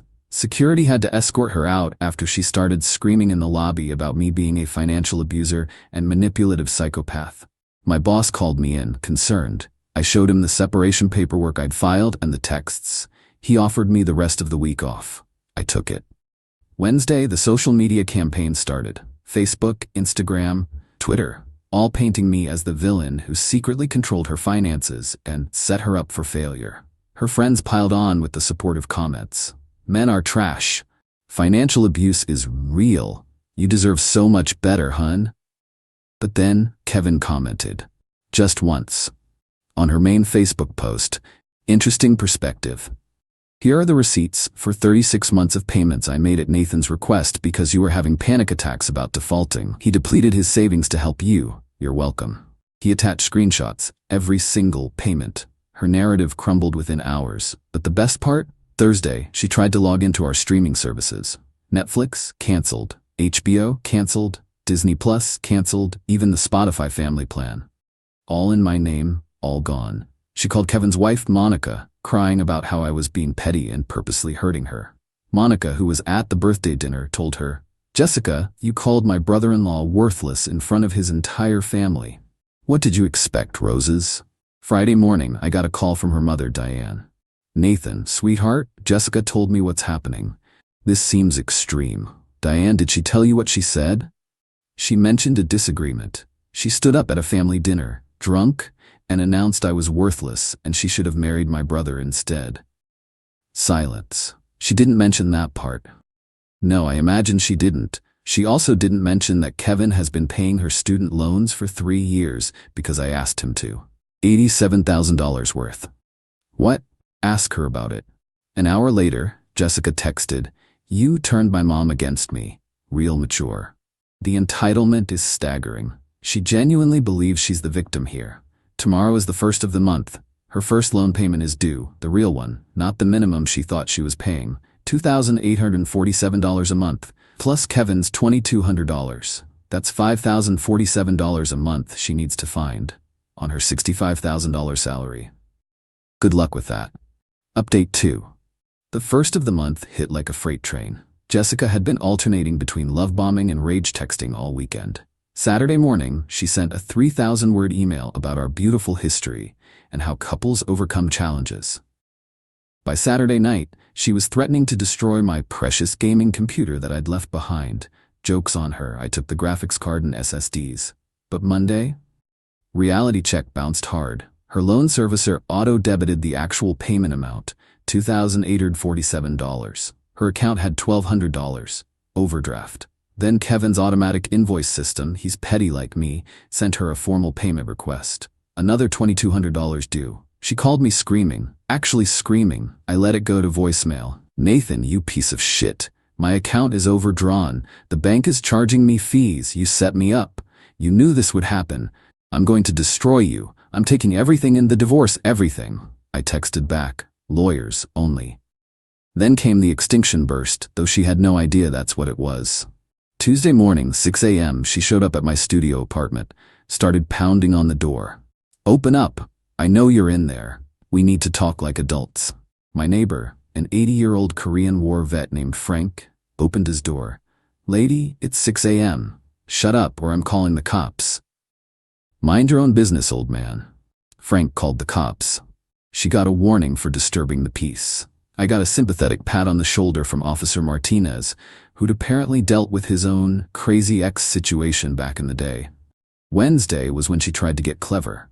She called my company's HR department, claiming she was my emergency contact and there was a family emergency. They called me to verify. "Is Jessica still your emergency contact, Nathan?" "No. Please update that to Kevin Mitchell, my brother. And please note that Jessica and I are separated and she should not be given any information about my employment." Noted. "Would you like us to document this attempted contact?" "Yes, please." Thursday, she tried a different approach. She had her dad, Robert, call me. Robert's a good guy, works as a mechanic, straight shooter. "Nate, what's going on, son? Jess is at our house crying her eyes out. Something about loans?" I explained everything. The dinner, the arrangement with Kevin, the years of payments, all of it. Long pause. "She really said you were worthless? In front of my entire family. Jesus Christ. I didn't raise her like that." "I know you didn't, Robert. How much does she owe?" $43K left on the loans, $87K to Kevin." He whistled low. "She makes what, $65K? "About that. She's screwed." "Yeah. You know what? Good. Maybe this will teach her some humility. I love my daughter, but she's had this coming. Her mother and I spoiled her. This is on us too." That was unexpected. Robert saying that hit harder than anything Jessica had said or done. Friday afternoon, the real estate agent called. "Oh yeah, Jessica tried to list our house for sale without me. One problem. Both our names are on the deed. Need both signatures." The agent was apologetic. "Mr. Mitchell, your wife seemed to be under the impression she had sole authority to sell. We're separated. Please don't move forward with anything unless both parties are present and agreeing." "Understood. I'm sorry for the confusion." Jessica's text after that. "You're blocking me from selling my house now?" "Our house. Both names on deed. Lawyers. I hate you." "Okay." But Saturday was the grand finale of the week. Jessica decided to throw herself a divorce party at our house. Posted it all over Instagram. Celebrating freedom from toxic men. New beginnings. Living my best life. Except she forgot one crucial detail. The house payment, auto drafts from my account. I'd already stopped it. The mortgage company called her during her party in front of all her friends, on speaker, because she was drunk and showing off. "Mrs. Mitchell, this is First National Bank. Your mortgage payment has been returned for insufficient funds." "What? No, my husband pays that." "The account holder has stopped payment. The mortgage is past due. You have 30 days to bring the account current or we'll begin proceedings." The party ended pretty quickly after that. Kevin texted me. She called Monica crying, said you're trying to make her homeless. She has 30 days to pay the mortgage, or sell, or refi in her name. That's 3 options. You know she can't afford any of those. Then she should have thought about that before publicly humiliating me and calling me worthless. Fair point. BTW, she hasn't responded to my payment request. Shocking. I'm adding late fees next week. You're a good brother. Learned from the best, little bro. Final update. It's been 6 weeks since the birthday dinner disaster. The divorce papers were filed 2 weeks ago. Here's how it all played out. Jessica tried every manipulation tactic in the book. She went from rage to love bombing to victim playing to threats, sometimes all in the same day. But the financial reality was unavoidable. Week 3, she got hit with second overdraft from loan payment, $2,847. Kevin's second invoice, now with late fees, $2,300. Mortgage past due notice, $2,100. Credit card minimums without my contributions, $890. Total monthly, $8,147. Her take home, $3,900. She tried negotiating with Kevin first, showed up at his office with tears and apologies. His secretary wouldn't even let her pass the lobby. She emailed him about family loyalty and how he was choosing sides. Kevin responded with one line, "You chose sides when you humiliated my brother." Then she tried the legal route. Hired a lawyer with her last credit card. The lawyer reviewed everything and told her the truth. The debt to Kevin was legitimate. The house would need to be sold, and she'd be lucky to walk away with anything given the mortgage balance and equity split. She fired him and hired another lawyer. Same result. The house sold last week. Quick sale, below market, but enough to cover the mortgage and realtor fees. After the split, she walked away with $11,000. I got the same. The divorce was finalized yesterday. Uncontested because she had no grounds to contest. Assets split 50-50, which wasn't much. Debts remain separate. She keeps her student loans. She owes Kevin separately. That's between them now. The best part? Her own friends started distancing themselves once the truth came out. Turns out calling your husband worthless in front of his family doesn't play well when people learn he was secretly paying your debts. Her Instagram went from strong independent woman posts to nothing. Radio silence. Last I heard from Robert, she moved back in with them. He made her get a second job to pay her loans.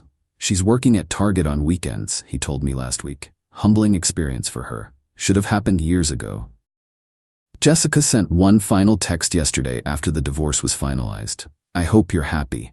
You destroyed my life over one drunken comment." I responded for the last time, "No, Jessica. I revealed your life. The destruction was already there, hidden under $87,000 of my brother's money. You called me worthless, but you've been living off my worth for 3 years. The only thing I destroyed was the illusion. Good luck." Blocked her after that. Kevin forgave the debt last week. Sent her a formal letter stating the $87 was forgiven. No payment required. Tax implications are her problem. She'll owe the IRS about 20 KLAs in taxes for that forgiven debt. She doesn't know that yet. "Why'd you forgive it?" I asked him. "Because holding on to it means staying connected to her drama. I did it for you, not her. You're free now. Really free." He's right. I'm in my studio apartment. It's small, but it's peaceful. No more walking on eggshells. No more financial drain.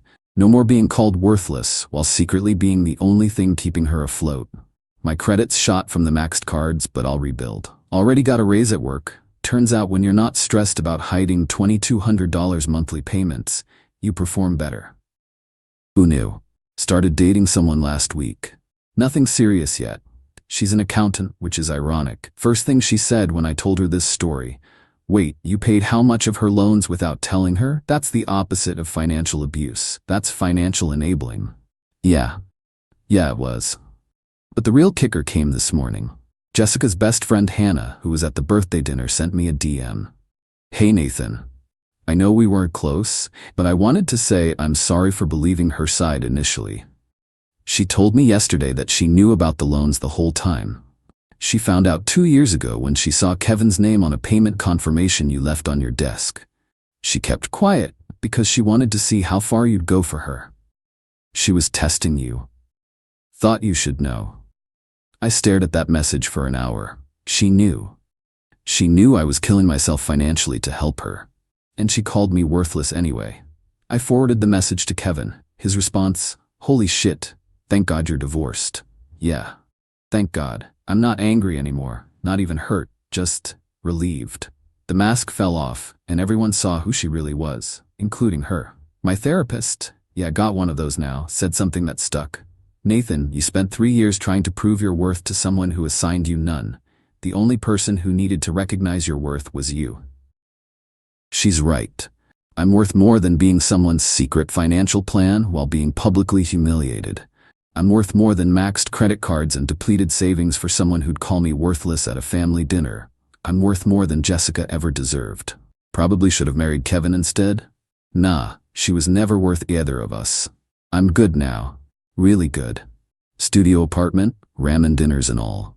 At least the ramen's mine, bought with my money, eaten in my peace. That's worth everything. Edit, to everyone asking, yes, Kevin and I are still close. Closer than ever, actually. He's coming over Saturday to help me build a desk. Monica's bringing beer.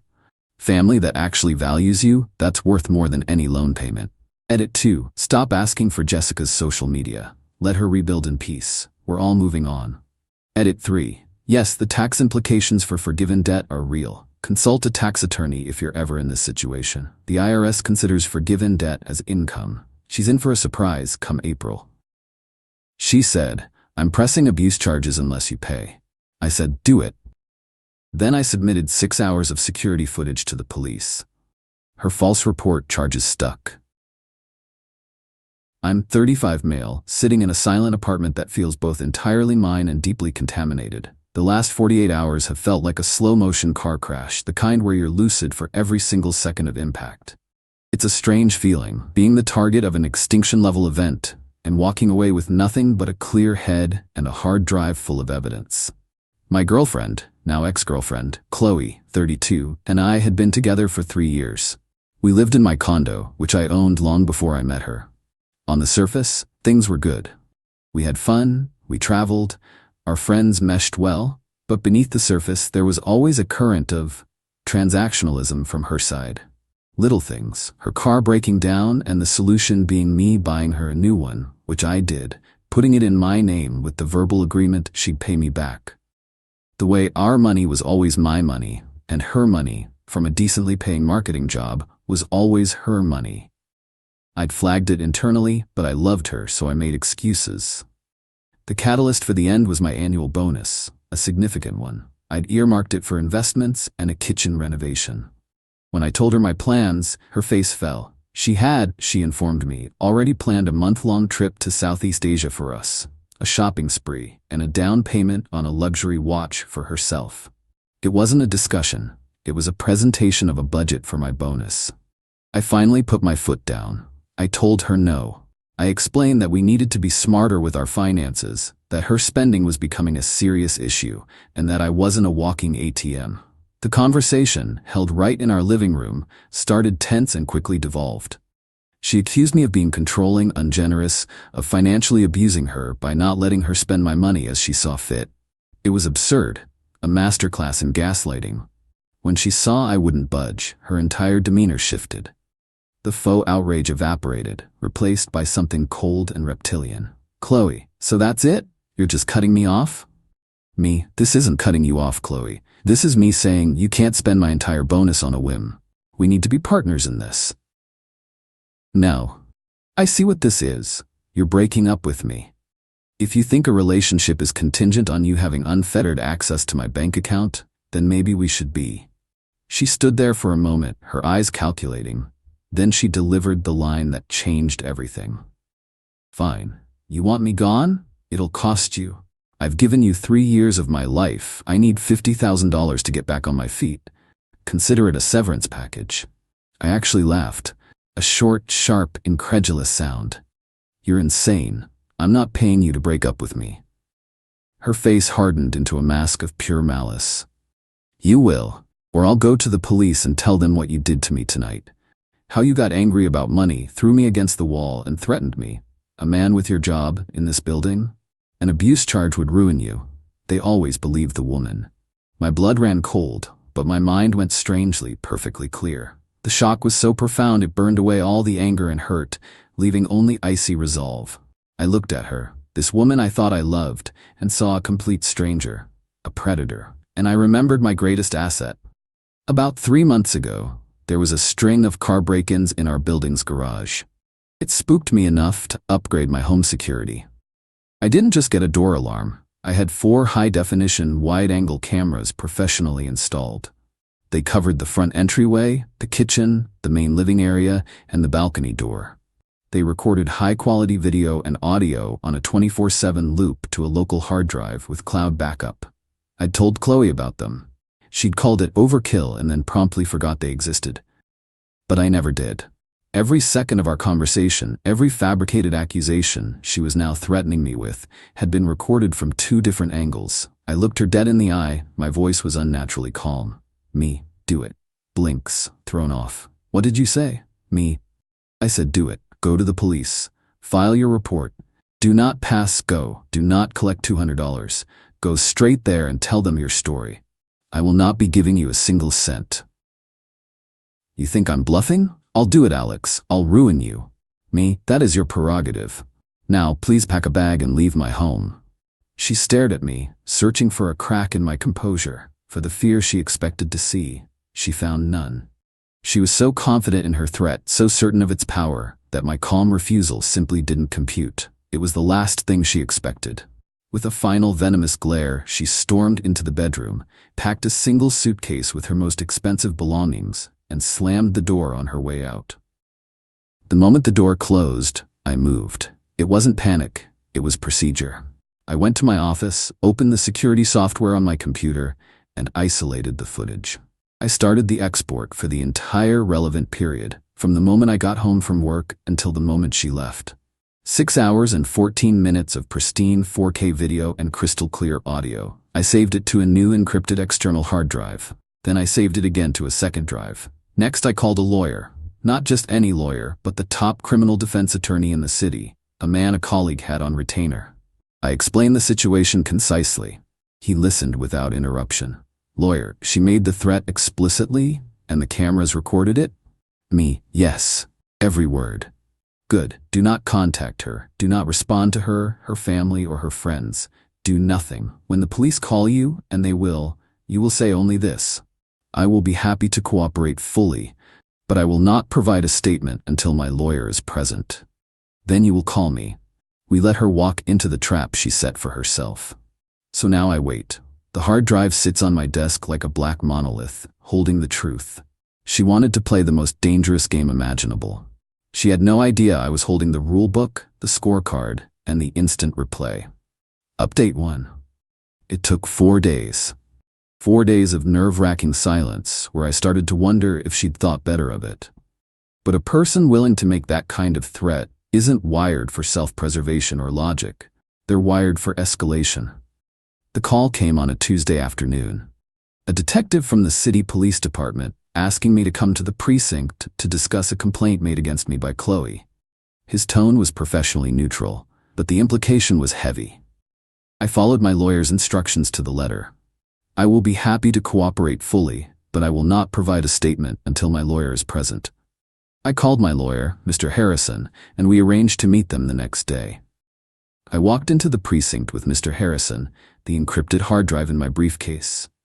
We were shown to a small, windowless interview room.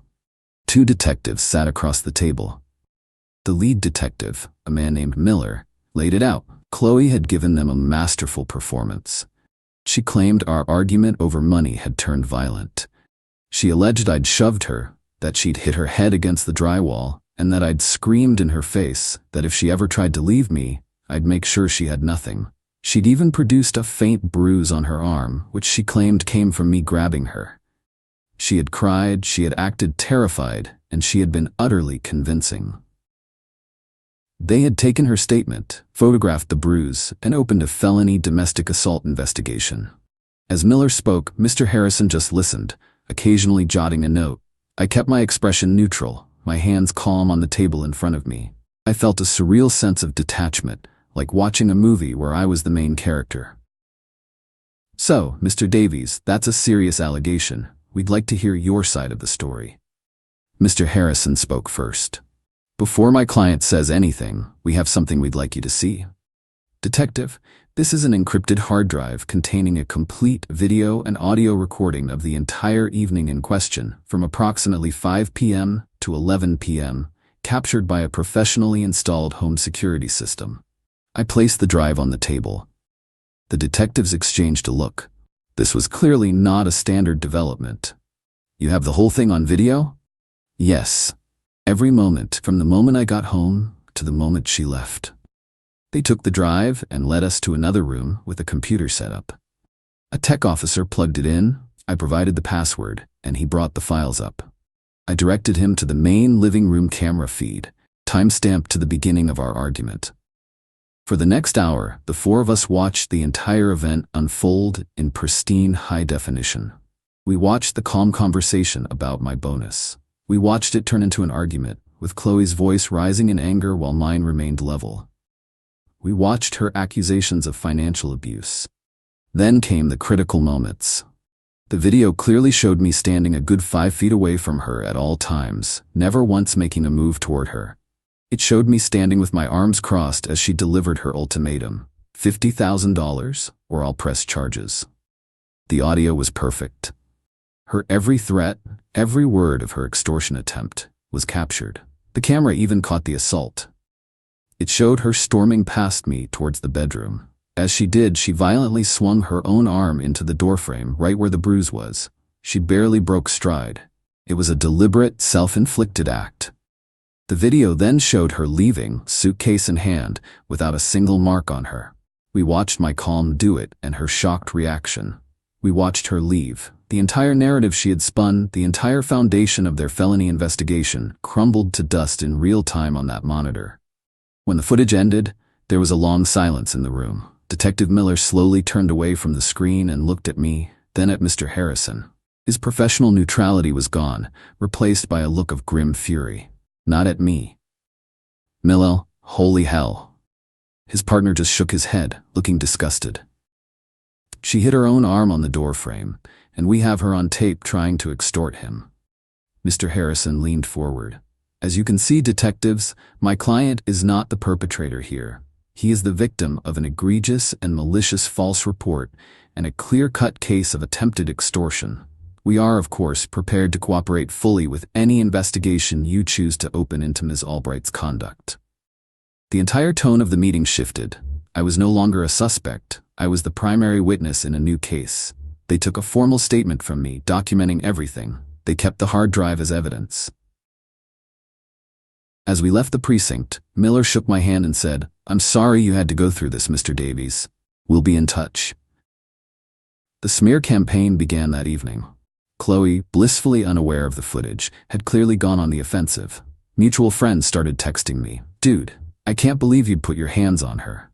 Chloe is a wreck. You need to get help for your anger." Her sister posted a vague but pointed message on Facebook about cowards who hurt women and the sisters who helped them heal. I unfriended and blocked them all. I deactivated my social media accounts. Let them scream into the void. The truth was now in the hands of the justice system, moving with the slow, crushing weight of a glacier. Update 2. The wheels of justice can turn slowly, but when they have high-definition fuel, they move with terrifying efficiency. The week following my meeting with the detectives was quiet on the legal front, but loud everywhere else. The whispers and accusations from Chloe's circle continued, but I followed my lawyer's advice. Absolute silence. I focused on work, hit the gym, and tried to scrub the feeling of my apartment being a crime scene from my mind. The first sign that the tables had officially turned came via a call from Mr. Harrison. The district attorney's office had reviewed the evidence. They were not only dropping the domestic assault investigation against me, but were also pressing forward with charges against Chloe. Mr. Harrison, they're hitting her with 2 counts, filing a false police report, which is a gross misdemeanor, and attempted theft by extortion, which is a felony. The video is their entire case. It's ironclad. Hearing those words felt like a physical weight being lifted off my chest. This wasn't just going away, it was boomeranging back on her with the full force of the law. The next part I learned about from a mutual acquaintance who, to their credit, called to apologize after hearing what was really going on. Apparently, 2 detectives had shown up at the friend's apartment where Chloe was staying. They hadn't come to offer victim support services. They came to question her. According to the story, Chloe was completely blindsided. She likely assumed they were there to get more details for her case against me. She reportedly launched into another tearful performance. The detectives let her talk, let her dig the hole deeper, and then they calmly informed her that they had video and audio of the entire night. The friend said Chloe's face went white as a sheet. She collapsed into a blubbering mess. A chaotic mix of denials, excuses, I was emotional, I didn't mean it, and pathetic attempts to backtrack. The detectives were unmoved. They read her rights and informed her she was being charged. The fallout was immediate. Her flying monkeys, the friends and family who had been so quick to attack me, suddenly went silent. Her sister's self-righteous social media posts vanished. The narrative had shattered. Then came the dirty tricks phase. A pathetic last-ditch effort. My office HR department received an anonymous email. It was a rambling, incoherent mess alleging I was an unstable and aggressive person, a danger in the workplace, and that they should investigate my history of violence. Thankfully, I had preemptively spoken to my boss in HR the day after I went to the police. I didn't give them all the sordid details, but I informed them that a former partner was making false allegations against me as part of a difficult breakup, that I had provided exculpatory evidence to the police, and that the matter was being handled legally. My company, thankfully, stood by me. They reviewed the anonymous email, recognized it as a transparent attempt at harassment, and dismissed it, adding a copy to the file my lawyer was building. The final act of desperation came from Chloe's mother. She called me, weeping. Her mom, Alex, I don't know what happened, but you can't do this to her. You'll ruin her life. She's a good girl who made a mistake. Please, just tell the DA you want to drop it, for the sake of the love you once had. My voice was cold, devoid of the warmth she remembered. Your daughter attempted to extort me for $50,000 and then filed a false felony police report that could have sent me to prison and destroyed my life. This is not a mistake. This is a crime. The matter is in the hands of the state. I have nothing more to say to you. I hung up and blocked her number. The audacity was breathtaking. They didn't care about the truth or what Chloe had tried to do to me. They only cared that she was now facing consequences for her actions. My lawyer sent a formal cease and desist letter to Chloe's new criminal defense attorney, demanding that she and her entire family halt all contact and harassment immediately. The message was clear. The games were over. Every desperate move they made was just adding to the mountain of evidence against her, painting a picture of a manipulative and malicious person for the prosecutor. She had built her own cage, and now the door was swinging shut. Final update. It's been 7 months since my life was almost detonated by a lie. The legal process is a marathon, not a sprint, but it's finally over. The divorce from a reality I thought I knew is finalized. Chloe's case never went to trial. It couldn't. The 6 hours of security footage were irrefutable. Her lawyer, a public defender who apparently looked exhausted every time he met with her, knew he had nothing to fight with. Any defense they could have concocted, that she was confused, that she felt threatened, was completely contradicted by her own words and actions on that video. The audio of her cold, calculated extortion threat was the nail in the coffin. The DA's office was aggressive. False accusations of this nature undermine the entire system and make it harder for real victims to be believed. They wanted to make an example of her. Faced with the certainty of a conviction at trial, Chloe took a plea deal. She pleaded guilty to 1 count of filing a false police report and a lesser charge of attempted grand larceny, the state's equivalent of her extortion attempt. The felony was reduced to a misdemeanor in the deal, but the consequences were still life-altering. The sentence came down last month. No jail time, which was expected for a first-time offender. But she received 3 years of formal probation, a $5,000 fine plus court costs, 300 hours of mandatory community service, a court-mandated psychological evaluation and anger management course, the irony of which is not lost on me, a permanent criminal record. The aftermath for her has been a study in consequences. The criminal record has made her unemployable in her marketing field, which requires background checks. She lost her job shortly after she was charged.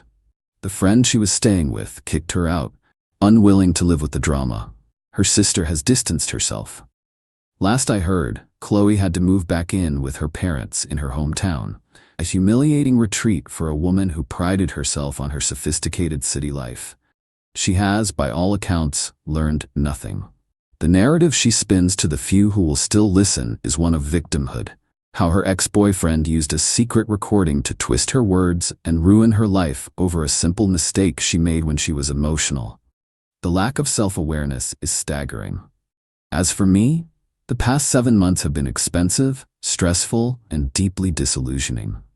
The legal fees were substantial, but worth every penny. Clearing my name was priceless. The experience forced me to take a hard look at my own blind spots, my willingness to ignore red flags in the name of love. But I'm better now.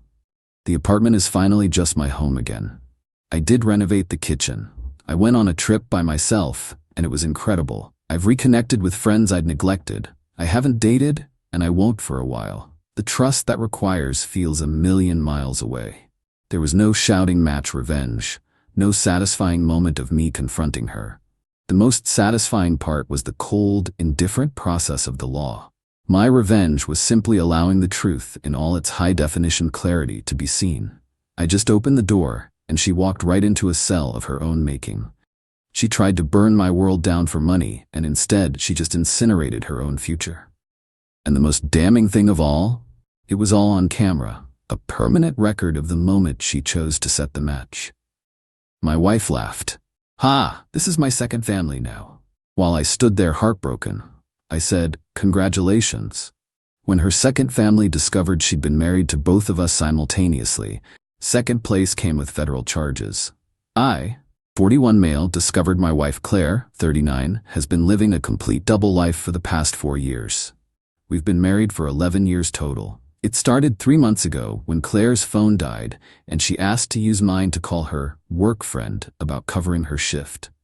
She's a pharmaceutical sales rep, travels a lot for work. Or so I thought.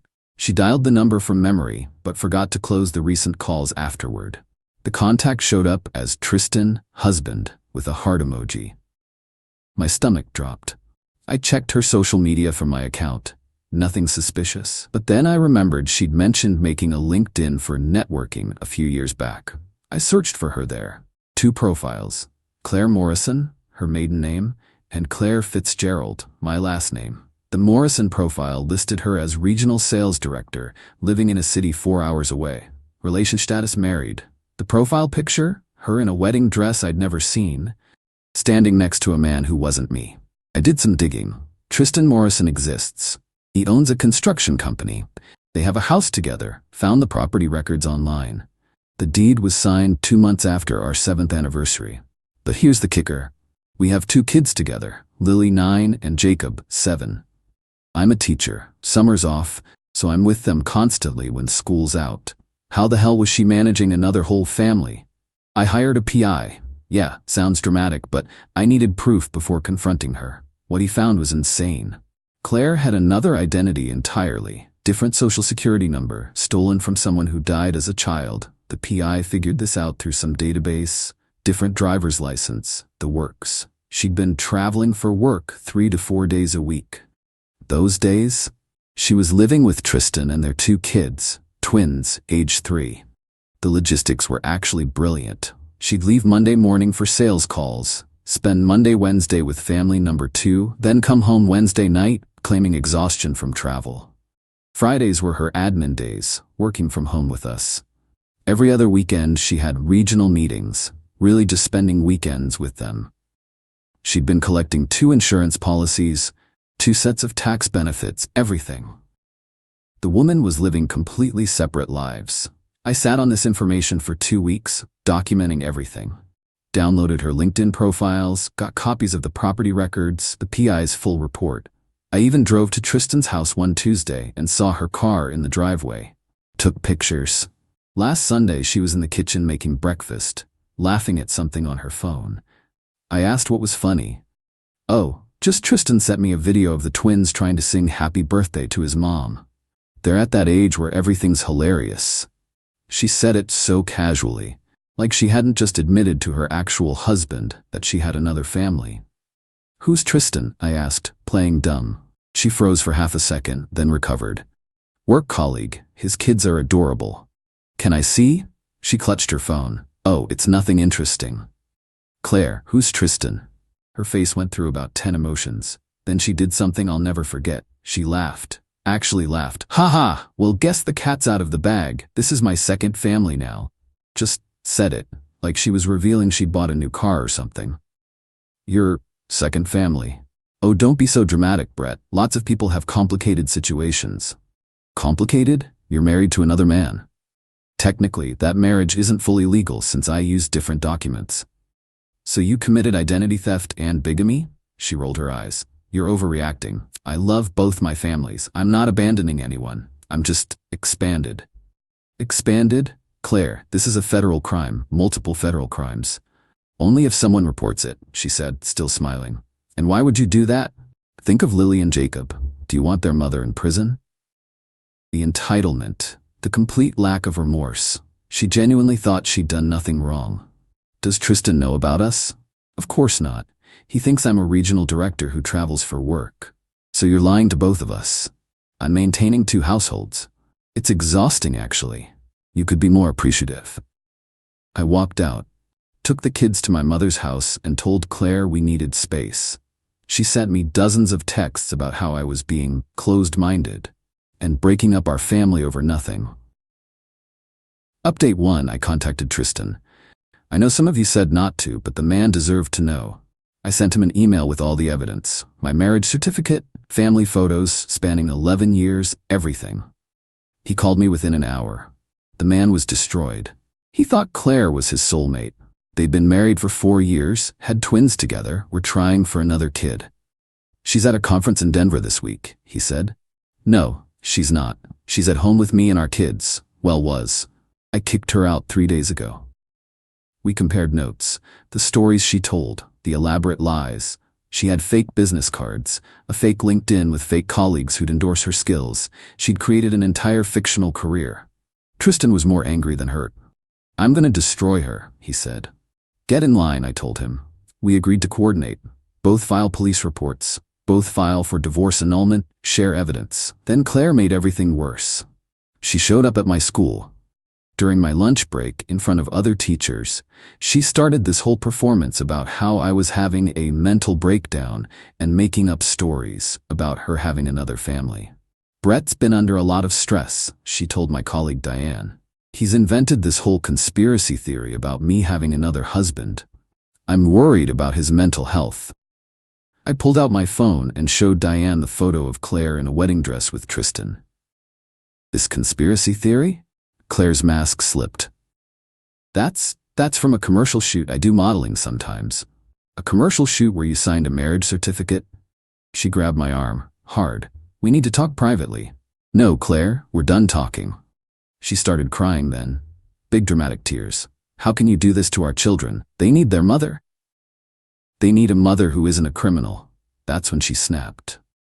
"You think you're so perfect, so righteous? I gave you 11 years.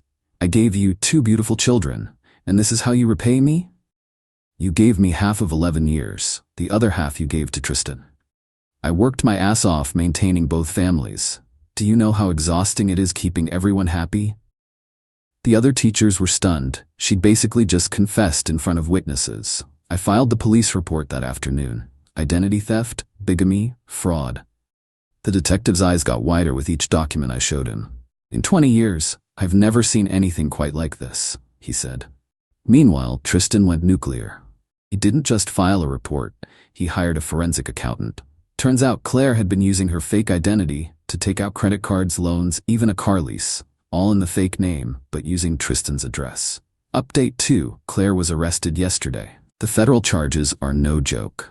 Identity theft, wire fraud, mail fraud, bigamy, tax fraud. She filed taxes under both identities and about 6 other things I can't even pronounce. But before the arrest, she tried everything to wiggle out of it.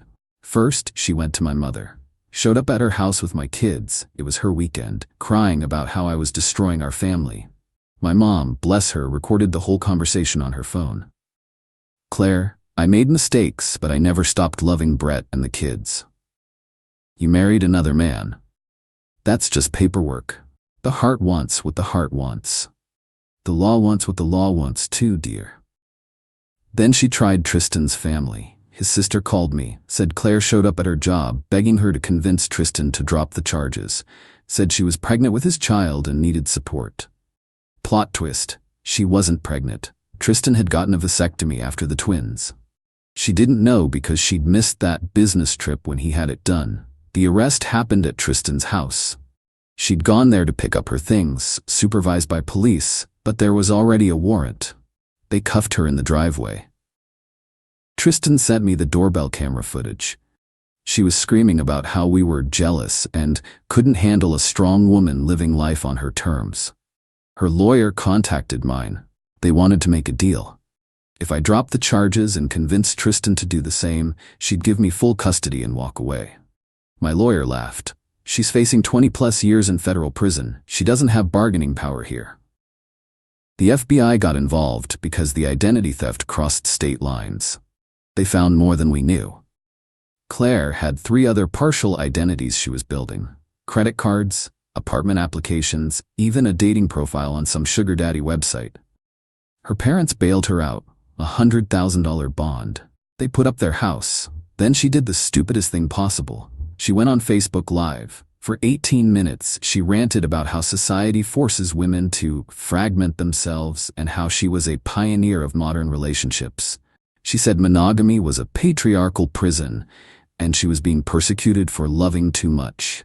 She literally admitted to everything, on camera, publicly. The prosecutor added witness tampering charges when she mentioned me and Tristan by name and said we were weak men who couldn't appreciate her gift. Her bail was revoked. She's been in jail for 3 days now. Final update, Claire took a plea deal. 8 years in federal prison, possibility of parole in 5. She had to forfeit all assets obtained through fraud, about $200,000 worth. Both marriages were annulled. She lost all parental rights. The sentencing was something else. She showed up in court wearing this conservative outfit, trying to look like a suburban mom. Her lawyer painted her as a woman who got in over her head and made poor choices from a place of love. Then the prosecutor played her Facebook Live video. The judge actually shook his head. Miss Claire, in 30 years on the bench, I've seen a lot of creative criminal enterprises. Yours takes the cake for sheer audacity. Claire stood up to make her statement. No apology? None. Instead, she said, I refuse to apologize for trying to have it all. Men have mistresses and second families all the time. I simply formalized the arrangement. My only crime was loving too much and trying to make everyone happy. The judge added 6 months to her sentence for lack of remorse. Tristan and I have become weird friends through this. We meet for beer sometimes, compare notes on healing from this insanity. His twins don't really remember her. They're young enough. My kids are in therapy. They're angry and confused, but the therapist says they're resilient. Claire's parents wrote me a letter apologizing. Apparently, this isn't the first time she's done something like this. In college, she was simultaneously engaged to 3 different men, taking money from all of them for wedding planning. Her parents paid them back and hushed it up. The prosecution found 2 more victims from her past. Men she dated and scammed. One she convinced to put her through nursing school. She was never enrolled. Another she borrowed $30,000 from for her mother's cancer treatment. Her mother never had cancer. She's being sued civilly by 4 different credit card companies. 2 banks, and the woman whose identity she stole, who's still alive, just living abroad. The PI was wrong about that part. Last week, I got a letter from her in prison. She wants me to put money in her commissary account because the food is terrible and you know I have dietary restrictions. The entitlement. Even facing 8 years in federal prison, she thinks I owe her something. I didn't respond. Tristan got one too. He framed his and hung it in his garage as a reminder to trust his gut in future relationships. My kids are doing better. They see Claire's imprisonment as consequence for lying, which, yeah, accurate. My daughter asked if mommy was sorry. I told her that some people don't know how to be sorry. They only know how to be caught. I'm dating again, very casually. I joke that my standard first date question is now, so any other families I should know about? But honestly, Claire taught me something valuable. When someone shows you who they are through their actions, believe them. Don't wait for words. She showed me who she was that Sunday morning when she laughed about her second family. No shame, no remorse, just amusement at being caught. That wasn't a mistake or poor judgment. That was her character. Tristan's rebuilding too. His business actually grew because of the publicity. Apparently, people trust a contractor who's been publicly scammed. Shows he's honest. Silver lining, I guess. Claire's next parole hearing is in 5 years. Neither Tristan nor I plan to attend. We've moved on. She's just a cautionary tale now, a wild story we tell at parties. The second family she was so proud of? We're both free of her. Turns out first place and second place both win when the competition is a federal crime. Edit. For those asking about the kids' relationship, my 2 have met Tristan's twins once, at a park. It was weird but okay. We're not forcing anything, just leaving the door open for the future. They're technically half-siblings after all. Not their fault. Their mom was a criminal mastermind wannabe. My wife confessed her affair was with a loan shark who she gave our house to as collateral. I replied, "That's a problem." Then I reported him to the police. She was left frantically calling me from the station. I'm 42 male, an architect. My name is Eric. My life is built on precision, on plans, on understanding that a flawed foundation will bring the whole structure down. I thought my marriage of 15 years was built on solid ground. I was wrong. It happened 3 nights ago, a Tuesday. We were cleaning up after dinner, and my wife, Amy, 40, was just standing there staring at the wall. She'd been off for months, jumpy, secretive with her phone. I'd steeled myself for the usual confession, an affair, a messy emotional ordeal. I was prepared for that. I wasn't prepared for this. "Eric," she said, her voice thin, "I need to tell you something." I turned off the water. "I'm listening." "I had an affair," she choked out, tears welling. I just nodded, waiting. Her panic was too raw for simple infidelity. "It wasn't what you think. It was about money. I got into some trouble. I borrowed some money." "Okay," I said evenly. "From who?" "From a man. His name is Nicholas," she stammered. "He helps people." The euphemism hung in the air. Loan shark. "How much, Amy?" 50,000, she whispered, and then another 25 when I couldn't make the payments. 75 grand. Her boutique clothing business had been struggling, a fact she'd been artfully hiding for over a year. I took a deep breath, forcing myself into architect mode. Assess the damage. "What did you give him for collateral?" She wouldn't look at me. That's when I knew. "He said it was just a formality," she wailed. "He had papers drawn up, a lien. He said we both had to sign. He even had a notary come to the coffee shop." The mention of a notary sent a jolt of ice through my veins. "Amy, I haven't seen a notary with you in years. He needed my signature." She finally broke down completely, sobbing into her hands. "I'm so sorry, Eric. I signed for you."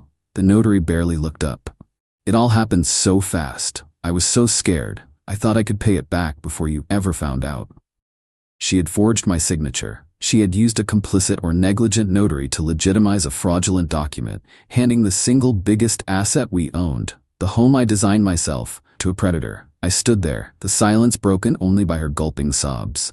My mind wasn't racing. It was eerily calm, processing data, forgery, felony fraud, a fraudulent, notarized lien against our property, a criminal lender. She expected me to yell. Instead, I looked at my wife of 15 years and said, "That's a problem." I went to the spare bedroom and closed the door. I didn't sleep. I made a plan. The next morning I made 2 calls. The first was to the bulldog litigator my firm keeps on retainer. The second was to the police. I met my lawyer Gary that afternoon. "The forgery is your key," he said, his face grim. "But the notarization complicates it. It gives the document a presumption of validity. We won't just get this thrown out. We'll have to fight it with an action to quiet title. It will run parallel to everything else. It will be expensive." He paused. "And the only way to start is to report the entire crime to the police. That means reporting Nicholas, the notary, and Amy's forgery." "She'll face charges," I stated. "Without question," he confirmed. "She committed a felony. Your choice is this. You either accept a criminal holds the title to your home, or you burn the whole thing down and see what's left when the smoke clears." So, this morning, I did it. I walked into the Central Precinct and sat down with a detective in the Financial Crimes Unit. I gave him a clear, chronological account. I told him about Nicholas, the suspicious notary, and the forgery. I've started a fire. I have no idea what will be left standing. Update 1. The initial explosion has given way to the grim reality of trench warfare. Amy was charged with felony fraud and released on bail. Her parents had to cash out a significant portion of their retirement fund to cover it and her legal retainer. The phone call from her father was laced with a venom I'd never heard. "We're risking our future because of what you did, Eric. You press a button and ruin everyone. A husband is supposed to fix things, not burn the house down." The concept that Amy lit the match was completely lost on them. In their narrative, I am the villain. I've barely spoken to Amy, except through the ice-cold medium of lawyers. My attorney, Gary, filed for divorce immediately. He also filed the quiet title action, the lawsuit to have a judge officially declare Nicholas's lien fraudulent and remove it from my deed. Nicholas, of course, has responded. His lawyer claims the lien is valid, that I was a willing silent participant, and that my police report is a case of borrower's remorse. It's bullshit, but it's legally required bullshit that will cost me tens of thousands to fight. That fraudulent lien is still legally attached to my home, a cancerous growth I can't yet remove. The police investigation is moving at a glacial pace. The detective is methodical but warns me that these cases are marathons. Nicholas is lawyered up and refusing to talk. The notary claims she doesn't remember the transaction, one of dozens she did that week. It's my word against a notarized document. The stress is immense. I'm not sleeping. Every creak of the floorboards sounds like an intruder. Last week, I made my first real mistake. During a preliminary phone conference with the lawyers, Amy's attorney was grilling me about our finances, implying I was a controlling husband who drove her to desperate measures. I snapped. I told him he was a parasite defending a criminal. Gary was furious with me afterward. "You don't give them ammunition, Eric. You stay calm. You are the victim. Act like it." It was a stark reminder that my anger is a liability. Nicholas made his first move last night. It wasn't a crude threat. It was a single text message, precise and chilling. "Unknown. I trust you're confident in your home's security system. Things can go wrong. Wires get frayed. It's always smart to have a professional check them." It was deniable, plausible. It was also a clear, unmistakable threat. I screenshotted it, sent it to Gary and the detective, and spent $3,000 the next day on a new, upgraded security system with more cameras. This is my life now. Her parents have started a quiet campaign, calling our mutual friends with a tearful, edited version of events. I'm the cold, cruel monster. She's the desperate wife who made a small mistake. I've already had 2 awkward calls from friends offering unsolicited advice to be the bigger man. 1 month in, and nothing is resolved. The house is still in jeopardy. The divorce is shaping up to be a war, and a criminal is texting me veiled threats. I haven't just cleared a condemned site. I've walked into the middle of its slow, grinding demolition, and I'm getting hit by the shrapnel. Update 2. The grind is wearing me down. If this were a building project, it would be the part where you're stuck in the mud, burning money on unforeseen soil issues with no visible progress. The depositions were hell. Amy's lawyer spent 6 hours trying to paint me as a financially abusive and emotionally distant husband. He brought up every argument we'd ever had about money, every time I'd questioned her business expenses. They are building a narrative that I left her with no choice but to seek outside help. It's infuriating, because it's a funhouse mirror version of the truth. I wasn't controlling, I was concerned. But in a deposition transcript, the nuance is gone. Amy sat across the table, looking pale and thin, refusing to make eye contact. She just repeated the lines her lawyer had fed her. It wasn't like watching a stranger, it was like watching an animatronic version of my wife. Nicholas's harassment escalated in sophistication. The anonymous email to my firm's partners happened, but it was more insidious than I first imagined. He didn't just hint at instability. He included a link to the public court docket showing the quiet title action, framing it as a lawsuit where I was being sued over a massive debt. It caused a genuine panic. My partners stood by me, but only after our firm's legal department had several long, expensive meetings to wall themselves off from my personal legal entanglements. I'm still employed, but I can feel a new distance from my colleagues. I'm the guy with the drama. The real blow came last month. Nicholas, through his lawyer, filed a motion to force the sale of the house to satisfy the debt, pending the outcome of the quiet title action. It's a legal long shot, but the motion itself is a weapon. It forces me to spend money to fight it, and it creates a cloud of uncertainty. The hearing is in 2 months, and Gary says while we'll likely win, there's always a chance a judge could make a strange ruling. The stress is a constant, low-grade fever. I feel utterly alone. Our mutual friends have mostly fallen away, not wanting to take sides. My own family is supportive, but lives hundreds of miles away. The house is a mausoleum filled with ghosts of dinner parties and shared laughter. Some nights, the weight of it all is crushing. I sat in my car in the driveway for an hour last week, unable to go inside. I just leaned my head on the steering wheel, completely and utterly exhausted. This isn't a clean, strategic campaign. It's a war of attrition, and it's taking its toll. The detective called with a sliver of hope. They found another potential victim of Nicholas's, a small business owner who lost his van. But the man is terrified and reluctant to talk. For now, it's a dead end. The marathon continues, and I'm starting to wonder if I have the endurance to finish. Update 3: a year. A full year of my life consumed by this. The turning point came, but not in the way I expected. It wasn't a brilliant move on my part, but a classic case of the villain's hubris. The police finally got their break. The other victim, the one who lost his van, was facing his own financial ruin, and out of pure desperation decided to cooperate. Crucially, he had kept every piece of paper, every threatening text, and even had a recording of Nicholas explaining how the collateral process was just a formality. His evidence, combined with mine, gave the DA enough to start taking the case against Nicholas seriously. Feeling the heat, Nicholas tried a calculated, vicious gambit. He didn't forge texts, he used the truth as a weapon. His lawyer subpoenaed my personal and business financial records for the last 5 years, arguing they needed to prove I didn't have the means to help Amy, thus justifying her seeking an outside loan. The real purpose was to harass me, bury me in paperwork, and find anything, a late tax payment, a questionable business expense, to discredit me. It was a massive, invasive, and expensive nightmare. We spent weeks gathering documents. It was a professional colonoscopy, but he overplayed his hand. In the mountain of data, my lawyer found the accounts for Amy's boutique. Her spending was far worse than I ever knew. She hadn't just been covering business losses, she'd been spending lavishly on suppliers, travel, and business lunches that I now realize were part of her facade.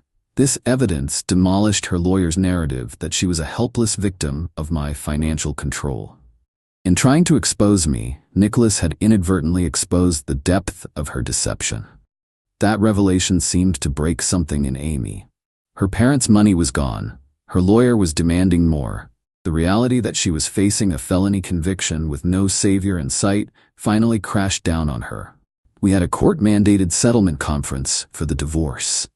It was a disaster. Her lawyer was still posturing, but Amy was a wreck.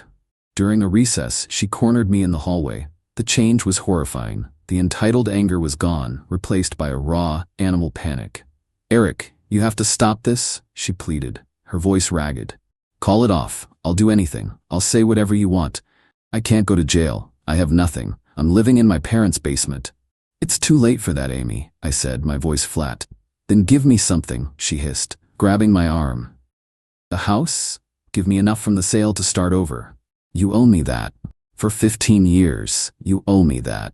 It wasn't a request for forgiveness. It was the desperate shriek of a cornered animal, still believing the world owed her an escape route.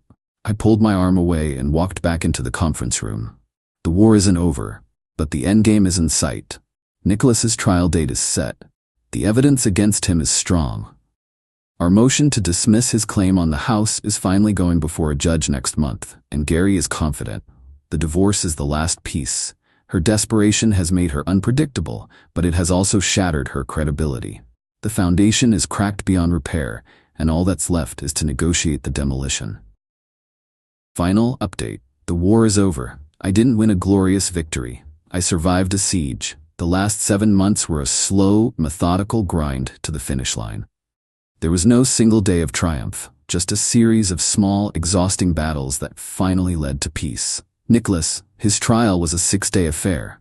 The testimony from me, the other victim, and a reluctant Amy painted a clear picture of a predatory lender who exploited desperate people.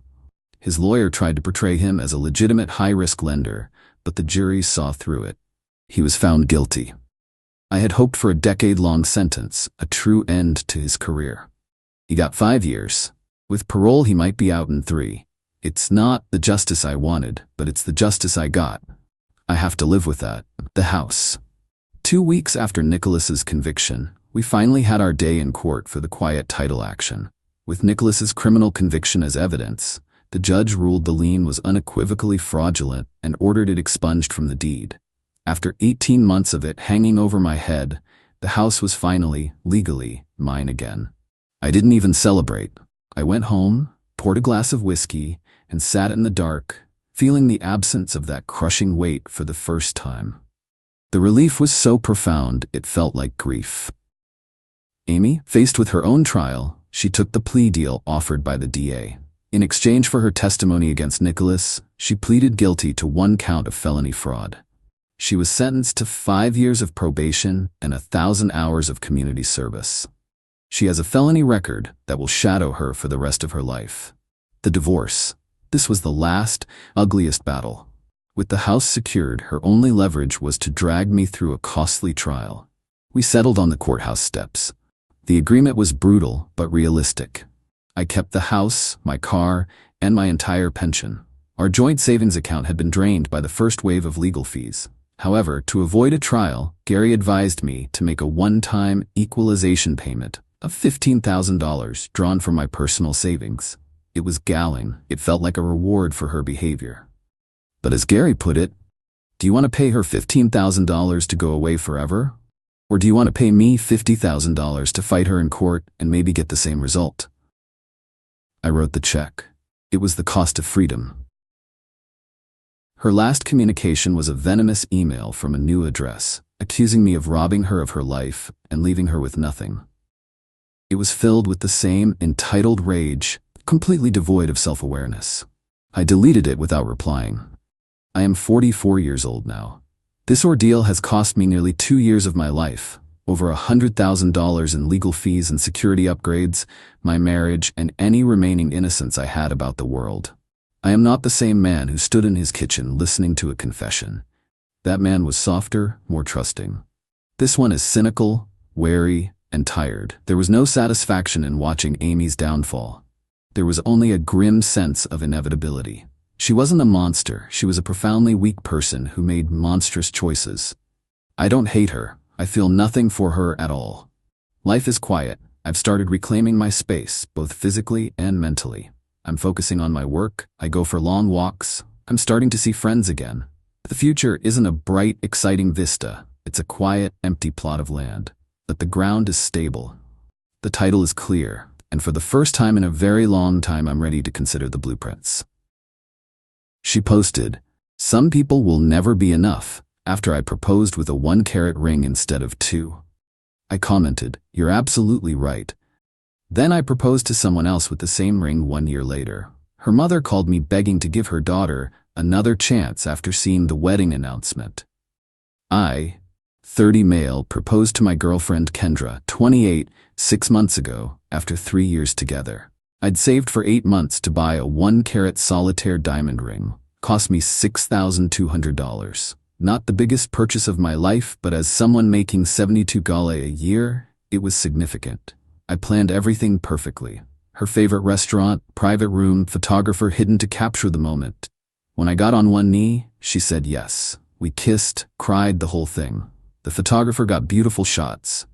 Then she looked at the ring, really looked at it. Her exact words, "Oh, it's classic." I should have known right then. We got home, she immediately called her mom, her sister, her best friend Jordan. I heard her in the bedroom saying, "Yeah, it's nice, just smaller than I expected." The next morning, she posted the engagement announcement on Instagram, but the caption, "He proposed." Can't wait to start this journey. Remember, ladies, it's not about the ring, it's about the love. Blessed, some things are more important than carrots. The passive aggression was so thick you could cut it with a knife.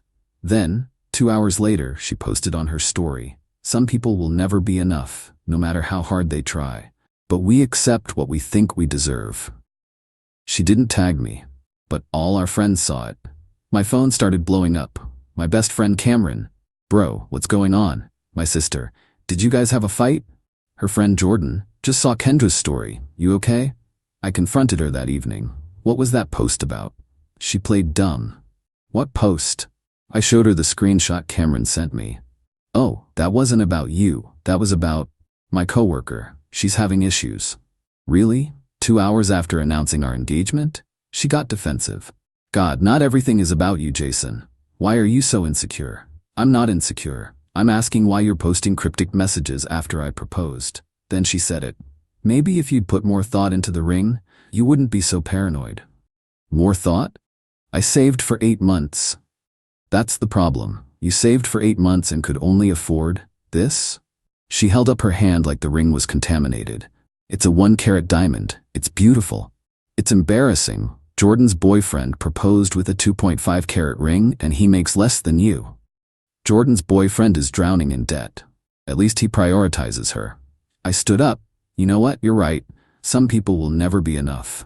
Then I walked to the bedroom, grabbed the ring box and held out my hand. "Give it back." Her face went white. "What?" "The ring. Give it back. You're right. You deserve what you think you deserve, and you clearly don't think you deserve this." "Jason, stop being dramatic." "I'm not being dramatic. You publicly humiliated me. Give me the ring back." "I'm not giving you the ring back. We're engaged." "No, we're not. You can't be engaged to someone who's not enough." I left that night, stayed at Cameron's place. She texted me 73 times. Everything from "you're overreacting" to "I'm sorry" to "you're really going to end 3 years over a misunderstanding?" I replied once, "You're absolutely right. Some people will never be enough. Thanks for the clarity." Then I blocked her. Update 1. The entitlement escalation has been insane. First, Kendra kept the ring, refused to give it back. Posted photos wearing it with captions like, "A diamond is forever, even if the man isn't." I had to get a lawyer involved. Legally, an engagement ring is a conditional gift. If the wedding doesn't happen, it should be returned. My lawyer sent her a formal request. Her response? She had her mom call my mom. My mom told me the conversation went like this. "Kendra's mom, your son is being absolutely ridiculous. He's destroying my daughter over a social media post." My mom, "Your daughter said he wasn't enough because he bought a 1-carat diamond instead of 2. She never said that." It's literally on Instagram. That was taken out of context. Besides, shouldn't a man want to give his fiancée the best? The best he could afford was $6,200. That's not nothing. Well, maybe he should have saved longer. "My husband gave me 3 carats. How nice for you. Tell Kendra to return the ring." Then, Kendra started a whole campaign. She told everyone I was emotionally abusive, controlling, cheap, probably gay, because what straight man takes back a ring? She posted a TikTok that went semi-viral, 12K views, about how to spot a narcissist. He proposes, then takes it back when you express feelings. But the best part? She started a relationship with her coworker Blake 2 weeks after we broke up. The same Blake she'd been texting constantly during our relationship, but insisted was just a friend. Blake commented on all her posts with stuff like, "You deserve the world, queen," and "his loss." Then she made a crucial mistake. She posted a photo of her and Blake at a jewelry store with the caption, "When he takes you shopping for the ring you actually deserve. Chasha upgrade complete." One problem, she was still wearing my ring in the photo.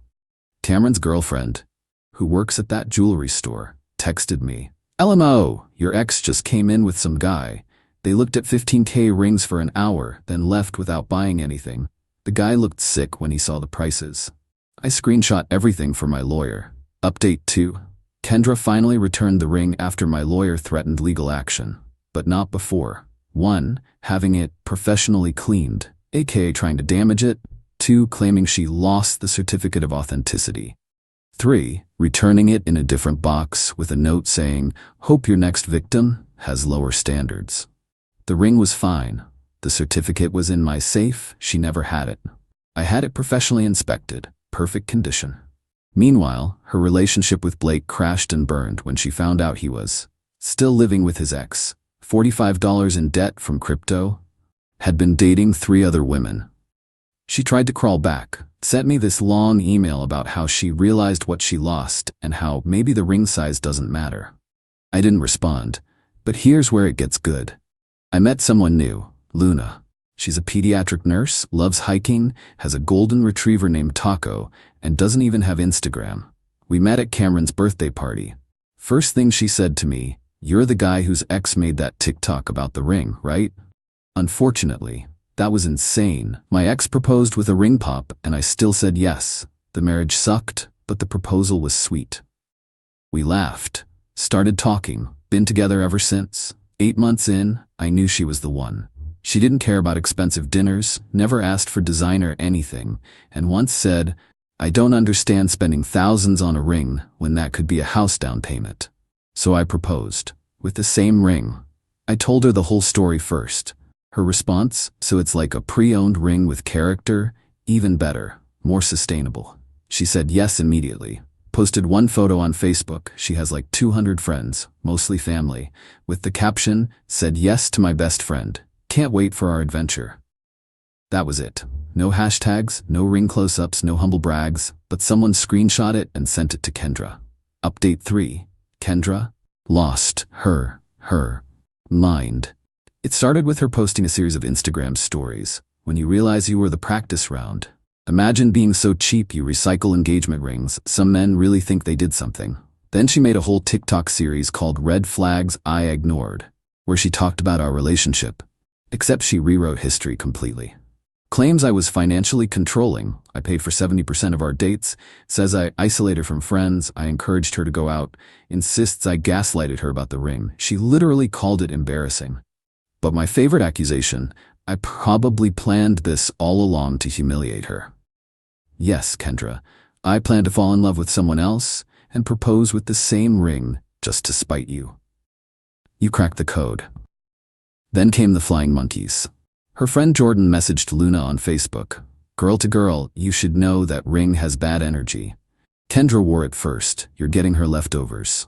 Luna responded, "Girl to girl, I'm getting a man who knows my worth isn't measured in carats, but thanks for your concern." Jordan screenshot this and posted it on her story. Some women have no self-respect. Luna, who again barely uses social media, created her first and only Instagram story. A photo of her hand with the ring and the caption, "Self-respect is knowing your value doesn't come from what's on your finger, but who's holding your hand. Also, this ring is perfect." She tagged Jordan. Jordan blocked her. But the peak entitlement came from Darlene, Kendra's mom. She called me, at my workplace. "Jason, this is Darlene. We need to talk." "We really don't. You're being cruel. Using the same ring? That's psychological warfare. It's my ring. I bought it." "You bought it for Kendra. And she didn't want it, said it wasn't enough. She was emotional. You know how women are about proposals. Luna wasn't. She said yes immediately. That's because she has no standards. Or because she loves me for me, not my bank account. You're doing this to hurt Kendra. I'm doing this because I love Luna. Kendra's feelings aren't my concern anymore. She's been crying for weeks. She should have thought about that before publicly humiliating me. Just, can you at least get a different ring? I'll pay the difference for a new one. Same size, different ring." "What? I'll give you $200 for a new ring. Just don't use that one." You want to pay me to get a different ring so your daughter feels better about rejecting it? It's causing her emotional distress. No. I'll make it $8,000. Darlene, I'm hanging up now. 10,000, just please. I hung up. She called back and left a voicemail offering $12,000. Update 4. So Kendra did something unhinged. Even for her. She reached out to the photographer who did our proposal photos. Remember those? The ones from the failed proposal?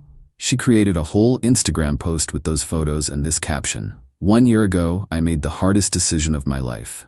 I said no to settling. These photos were taken the moment I realized I deserved more than what was being offered. Sometimes the bravest thing you can do is walk away from something that looks perfect but feels wrong. To all the queens out there, never settle. Wait for the man who sees your worth. Know your value, queen mindset. She edited the narrative to make it look like she rejected me.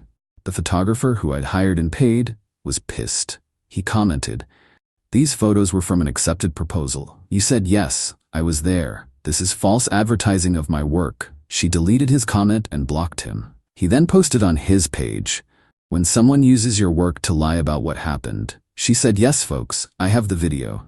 And he posted a clip of her saying yes and crying happy tears. Kendra reported his page for harassment. But the best response came from an unexpected source, Blake. "Yeah, the guy she dated after me." He commented on her post.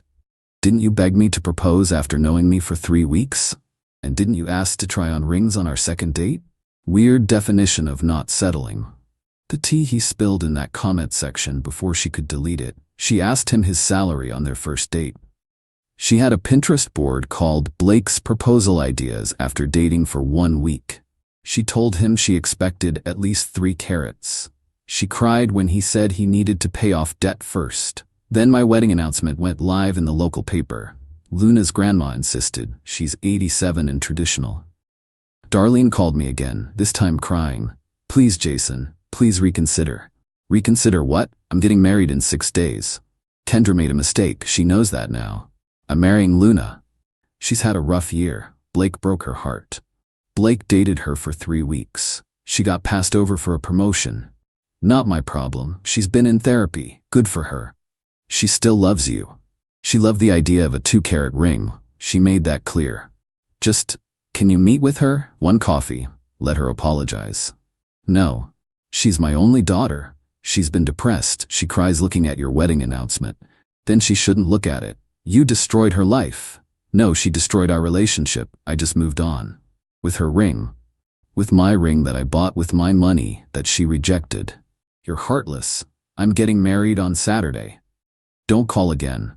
She called 16 more times. I had to block the number. Final update. I married Luna yesterday. It was perfect. Small ceremony, 50 guests, backyard reception at her parents' house. She wore her mom's wedding dress, altered to fit. I wore a suit I already owned. We spent the wedding budget on an amazing honeymoon to Costa Rica instead. During the ceremony, when the officiant asked for objections, Cameron loudly coughed and said, "If anyone named Kendra is here, now's not your chance." Everyone laughed. Luna's vows included, "I promise to love you for your generous heart, not your ring budget, and to always measure our wealth in memories, not carats." But here's the wild part. Kendra showed up at the reception. Not invited, not welcome. Just showed up. Security, Luna's cop brother, stopped her at the gate. She was wearing a white dress. To my wedding, Luna's brother called me over. Kendra was crying, mascara running, holding a letter. "I need 5 minutes," she begged. "You need to leave.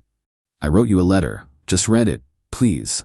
Luna walked over, looking stunning in her dress. "Oh, you must be Kendra. Love the white dress. Bold choice for someone else's wedding." Kendra looked at Luna's ring, the ring, and started sobbing harder. "That was supposed to be mine." "But you didn't want it," Luna said calmly. "You said it wasn't enough. I think it's perfect. Thank you for giving him back to the dating pool. You're trash, my treasure, and all that." "You're wearing my ring." "Actually," Luna held up her hand, "it's my ring. Has been for a year. Fits perfectly too. Almost like it was meant to be." Kendra turned to me. "How could you do this to me? Do what? Move on? Get married? Be happy? You know what you did, using the same ring. The ring you publicly mocked? That ring? I was stressed. I wasn't thinking clearly. For 3 years? Because you made fun of my gifts our entire relationship? I've changed. Good for you. I've moved on. I'll do anything. I'll apologize publicly. I'll delete all the posts. Luna interrupted. You'll leave. Now. Before I have my brother arrest you for trespassing. Kendra looked between us, then said the most entitled thing ever. I hope you're happy knowing you're wearing a ring meant for someone else. Luna smiled. I'm wearing a ring my husband chose, paid for, and gave to someone he loves. The fact that someone else was too shallow to appreciate it just makes it more special to me. Kendra left, but not before throwing the letter on the ground and screaming, You'll regret this. We didn't read the letter. Luna's brother threw it away. The reception continued. We danced, laughed, ate amazing food. Cameron gave a speech about how sometimes you have to go through coal to find your diamond, and Jason found his after returning one to the jewelry store of life. Today, we're at the airport heading to Costa Rica. Luna's wearing the ring, reading a book, occasionally showing me funny memes. Last night, Kendra posted on Instagram, The universe removes people from your life to protect you. Thankful for the bullets I've dodged. Jordan commented, He was never worthy of you, Queen. Her mom commented, My beautiful daughter deserves the world. Blake commented, This is why I'm glad we ended things. The photographer commented, Still false advertising to use my photos. Luna saw the post, someone sent it to her, and said, Should I be petty? Always. She posted one photo on her rarely used Instagram, a picture of us at the altar, her ring clearly visible, with the caption, Married my best friend, to the person who said this ring wasn't enough, thank you. It was exactly enough for the right person. She didn't tag Kendra, but everyone knew. The post got 2,847 likes, more than any of Kendra's posts ever got. Kendra's account went private an hour later. As I'm typing this on the plane, Luna just showed me a text from an unknown number. This is Darlene. I'll pay you $20,000 to divorce him and give Kendra another chance.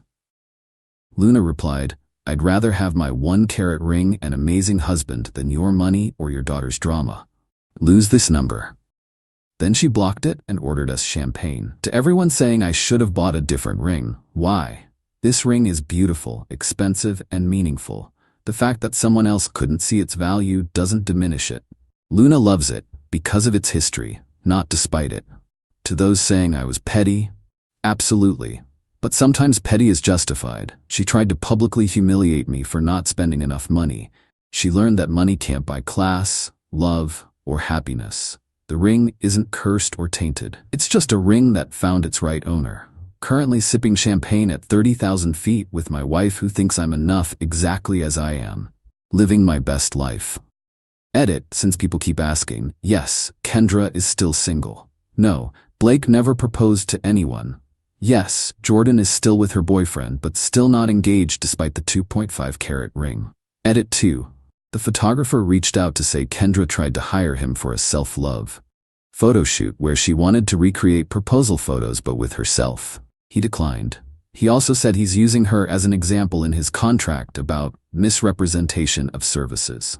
Edit 3. Luna says hi and wants everyone to know the ring sparkles extra bright in the Costa Rican sun. She also wants to add that she's gotten more compliments on this ring than her friend with a 3-carat ring because taste matters more than size, her words. Not mine. I saw a text on her phone. He's at his mother's funeral. The house is ours. I replied, be right back. Then I went home, changed the security codes, and put a no trespassing sign on the lawn. Her scream when the new alarm system went off. I, 36 male, buried my mother today. It's been a long, brutal 6 months. Cancer. You know the drill. My fiancée Naomi, 32, has been my rock. Or so I kept telling myself. She's been living with me for 2 years, ever since her freelance marketing business slowed down. The house is mine. I bought it 5 years ago. My mom, the woman I just put in the ground, gave me the down payment. It's my house. Every part of it is tied to her. I was not there. I was just a shell in a suit, shaking hands, accepting hugs from people I vaguely recognized, numb. We were at the funeral home for the service. I was in the front row, staring at the casket. Naomi was next to me, hand on my back, playing the part of the grieving, supportive partner perfectly. She thought I was too lost in my own head to notice. I wasn't. I saw her phone light up in her lap, tucked under her black dress. She glanced down, then quickly started tapping out a reply. She thought she was being subtle. She wasn't. From my angle, I could see the message she was replying to. A text from Reese, a guy from her meditation retreat she went to last month. Reese. He bought the family emergency story? I watched her thumbs move. Watched her type the words that will be burned into my brain forever. Naomi. He's at his mother's funeral. The house is ours. The house is ours. I felt nothing. The profound, aching grief for my mom was instantly replaced by something cold, something sharp and silent. It was like a circuit breaker flipped. I watched her send the text, lock her phone, and then sniffle, dabbing a fake tear from her eye before putting her hand back on my knee. I sat there for another 10 minutes, just breathing, in and out. Then I leaned in close to her. I forgot something at the house, I whispered. My voice didn't even shake. I need to. I'll be right back. She looked at me, her eyes wide with that fake, concerned expression she's so good at. Oh honey, of course. Do you want me to come with you? No, I need a minute alone. Okay, take your time, baby. We'll be here when you get back for the procession. I stood up, walked out of the funeral home, past my aunt, past my mom's friends, got in my car. I didn't drive home. I drove to the hardware superstore. I'm pretty good with tech, it's part of my job. I spent an hour in that store.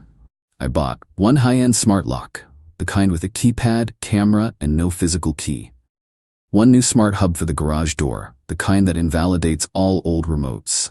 One all-in-one 12-piece security system. Base station, 4-door window sensors, 3 motion detectors, and 2 external 105 decibel sirens. The Wake the Dead package. 3 large red and white plastic, no trespassing, violators will be prosecuted signs. A pack of heavy-duty zip ties. Then I drove home. The house was empty, quiet. My mom's unfinished painting was still on the easel in the living room, just as she left it. I gently covered it with a sheet. I got to work. I'm methodical when I'm angry. It took me 2 hours. The old deadbolt and handle? Gone. New smart lock installed. New 10-digit master code set. The garage door opener? New hub connected. Her car remote was now a useless piece of plastic. Sensors on the front door, the back door, the garage door, and the first floor guest window. Motion sensors in the foyer, the living room, and the upstairs landing. I plugged in the base station, hid one siren in the HVAC return vent in the living room, and the other under the stairs. I zip-tied the no trespassing signs to the front gate, the porch railing, and the side fence facing the neighbor's driveway. I logged into the new security app on my phone. I armed the system. Home. I drove back to the funeral home. The service was over. People were milling outside, getting ready to drive to the cemetery. Naomi rushed over, grabbing my arm. Leo, you were gone forever. I was so worried. Are you okay? Yeah, I said, my voice still flat. Just a lot to process. Okay, baby, let's go. We can ride together in my car. We drove to the cemetery. I stood there. I watched them lower my mother into the ground. Naomi held my hand. I felt her rings, the ones I bought her. We drove back to my house. She saw the signs first. She gasped. Leo, what is that? Who put those up? Did someone threaten you? Just being careful, I said. New security system. Oh, okay. Weird. She walked up the front steps, her car keys in her hand. She got to the door and stopped. Leo, what did you do to the lock? New system, I said, coming up behind her. Well, what's the code? Same as the old one, I lied. She punched in the old code. Beep, boop, beep. Access denied. It's not working, she said, her voice tight with irritation. You're so out of it, you probably said it wrong. Use your key. No keyhole, I said, pointing. Her head snapped back to the lock. What? Why would you get a lock with no key? What if the power goes out? It has a battery, I said. Well, call the company. It's cold. She was getting bossy. The fake grief was gone, replaced by entitlement. Huh, I said. Try the back door. Maybe that sensor is faulty. She huffed, marching around the side of the house, onto the back patio. She grabbed the handle of the sliding glass door and yanked it open. The second the door moved, the system activated. Beep, beep. The 30-second entry delay. Naomi froze. What is that beeping? Leo, what's happening? I stood on the lawn about 15 feet away. That's the new alarm. You have 30 seconds to enter the code. I don't know the code. You said the old one worked. My mistake, I said. You should know it though. After all, the house is ours. Her face, I will never forget it. The confusion, the dawning horror, the panic. Leo, what did you say? 10 seconds. Leo, turn it off. This isn't funny. The 30 seconds ended. The sirens went off. It was deafening, a piercing, shrieking, physical assault of sound. Naomi didn't just cover her ears. She recoiled, she stumbled back, she let out a raw scream that was completely swallowed by the alarm. My phone instantly blew up. The security company. I answered it, holding it to my ear. This is security company. We've detected an alarm at your residence. I yelled over the siren. Yes, I see it. It's an unauthorized person on my back patio. Her name is Naomi. She's trying to break in. Please dispatch police. Naomi, who could hear me, was now shrieking. Leo, you bastard, stop, tell them. I hit disarm on my phone app. The silence was sudden and violent. It left our ears ringing. Naomi was shaking, her face blotchy red, tears of rage in her eyes. Leo, what are you doing? She sobbed. Get off my property, I said. My voice was calm. The police are on their way to arrest you for trespassing. You can explain to them how the house is ours. I got in my car. I'd parked it down the street before we got home. I left her there, standing on my back patio, next to a no trespassing sign, waiting for the cops. Update 1. It's been 4 days. The funeral was a blur. This is sharp. So the cops came. As predicted, Naomi put on the performance of a lifetime. 2 officers showed up. A younger guy, Officer K, and an older woman, Officer Breyer. Breyer. Sir, what's going on here? We got a call about a break-in, but this woman says she lives here. He locked me out. I'm his fiancée. His mother just died. He's having a breakdown. He's not thinking straight. Officer, this is my house. I am the sole owner. I am grieving, yes, but I am not having a breakdown. I came home and installed a new security system. She tried to enter without my permission, and it triggered the alarm. Ma'am, do you have identification with this address? Yes, my driver's license. My subscription boxes. I've lived here for 2 years. This is the part I knew was coming. Officer Breyer gave me that tired look. Sir, I understand you're the owner, but she has established tenancy.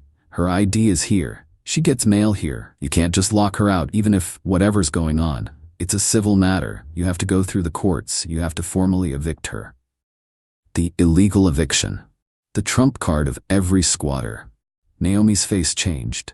The crying stopped, replaced by a smug, tear-stained smile. She knew this. This was probably her plan all along. Me.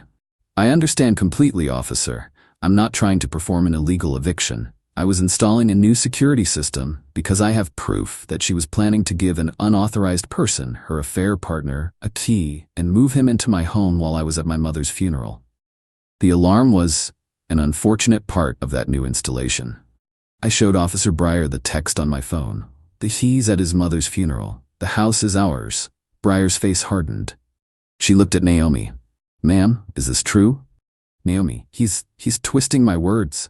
That was a joke. Reese is just a friend. Leo is paranoid. Look, this is a mess. Sir, you still have to let her in. We can't put her on the street. But, ma'am, I suggest you just get your things and go. I'm not going anywhere. This is my home. I helped decorate. I was prepared for this. Officers, I'm not comfortable being here with her, and I am not giving her the new security code. She can come in and pack a bag.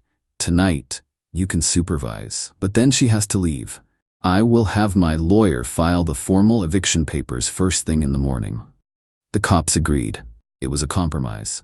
They stood in the foyer while Naomi stormed upstairs, grabbing clothes, her laptop, makeup. She was throwing things in a suitcase. Naomi screaming from upstairs, "You won't get away with this, Leo. I helped pay for the groceries. That matters. You'll be hearing from my lawyer." She stormed out, dragging her suitcase. This isn't over. She spat.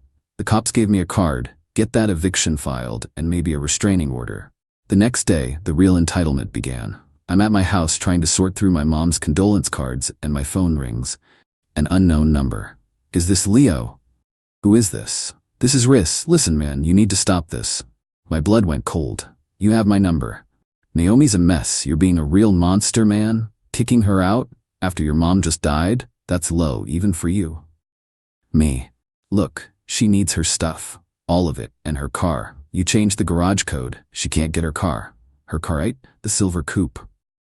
Yeah, you need to give her the code, and you need to let her back in. She lives there. She put 2 years of emotional labor into that house, that peacock blue accent wall in the den. That was her idea. You owe her for that. Emotional labor. Yeah, and we'll be by tomorrow at 10 a.m. to get the rest of her things, with a police escort. You better be there and you better let us in, or we'll have you arrested for illegal eviction and theft. Theft, okay. 10 a.m. you said? See you then. I hung up and I got to work. Call my new lawyer, Frank. I explained the situation, the text, the police report, the residency, Reese's threats. Frank, they're blowing smoke about arresting you for theft, but the residency thing is a pain. We'll file the eviction. But we can be creative. The car, you said her car. Is it in her name? No, it's in my name. I bought it for her. She was supposed to make the payments. She hasn't. I've been covering them for 6 months. Leo, you're a good man and a bit of a fool, but this is good. Call the bank now. I called the finance company. Hi, my name is Leo. I'm the sole owner of a coupe model. Yes, I need to report it stolen. Stolen? By who? By the person I allowed to drive it, Naomi. She has refused to return it. She is no longer authorized to drive my vehicle. Please retrieve your asset. They were very helpful. A repo order was filed immediately. I called a 24/7 moving and storage company. Hi, I need an emergency pack out tonight. Yes, the whole guests portion of the house. Price is not an object. The movers were at my house by midnight. They were incredible. A team of 4. They packed everything that was hers, every piece of clothing, every bottle of shampoo, every live, laugh, love sign, every dead plant, the ugly lamp she loved, even the half-empty cans of peacock blue paint from the garage. By 4 a.m., her entire life was in a 10 by 20 climate-controlled storage unit. I paid for 1 month.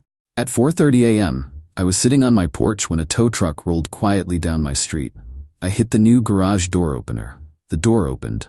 They hooked up my silver coupe, and 5 minutes later, it was gone. I reset the alarm, locked my new lock, and went to bed. At 10:15 a.m., my phone exploded. I was at a coffee shop, drinking the first decent thing I'd tasted in a week. A dozen missed calls. Voicemail from Naomi, a shriek I could hear even with the volume low. Leo, you son of a, where is my car? My car is gone. The repo company called me. You did this. I'm at the house and the garage is empty. Where is my stuff? Leo, I am calling the police. You are going to jail for grand theft. Text from Riss. You are a dead man. You stole her car and her property. The cops are on their way back. You are so screwed. Then the call from Officer Breyer.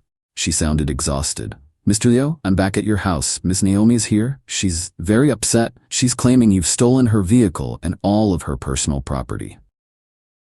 Afternoon, officer. No theft. The vehicle is owned by me. I was no longer comfortable with her driving it and reported it to the lien holder, who retrieved their asset. As for her personal property, I was concerned for its safety. I had it all professionally packed and moved to a secure climate-controlled storage unit. I'm happy to provide you with the address, the unit number, and the key code. A storage unit. Yes, ma'am. I wanted to protect her belongings while we handle the formal, legal eviction you advised me to file. This seemed like the cleanest way to separate our property given the circumstances.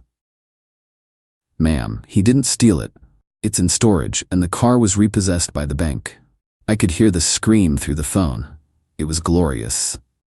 Repossessed? On my credit? He's ruining my life. Me, officer, I'm currently with my attorney. If you have any more questions, you can direct them to him. His name is Frank, lawyer's last name. I hung up. I finished my coffee. The legal battle had officially begun. Final update. It's been 8 weeks. The eviction process was a slog. The lawsuit was worse. Oh yes, they sued me. As soon as Naomi got access to her storage unit and the bill for the next month's rent, she and Reese lawyered up. They filed a civil suit for illegal eviction, tossed out. Frank showed the judge my texts, the police report, and the filed eviction papers. The judge ruled I'd taken reasonable steps to secure my property after a threat. Conversion, tossed out. I had the storage unit receipts and the repo confirmation. Her lawyer hated that. promissory estoppel and intentional infliction of emotional distress. This was the one they hung their hat on.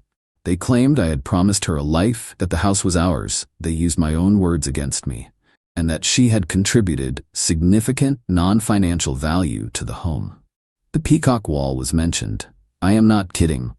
They wanted $50,000 and for me to pay the deficiency on the repossessed car, which had wrecked her credit. This is when it got dirty. First, Naomi's mom called my aunt, crying, said I was destroying my mother's things in a grief-stricken rage, that I'd thrown out her unfinished painting. My aunt, also grieving, went into a full panic. I had to FaceTime her, walk her through my house, and show her the painting, still covered and safe, just to calm her down. Using my mom's memory, it was vile.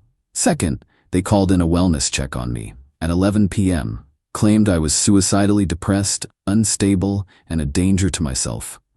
2 cops had to come into my home, look around, and ask me if I was okay. It was humiliating and a clear attempt to paint me as unstable for the civil case. My lawyer, Frank, was livid. This is harassment, plain and simple. They're trying to leverage your grief. We're not playing defense anymore. This is when Frank did something brilliant. He filed a motion. He argued that Naomi's claim of destitution, that I'd left her homeless and penniless, was fraudulent.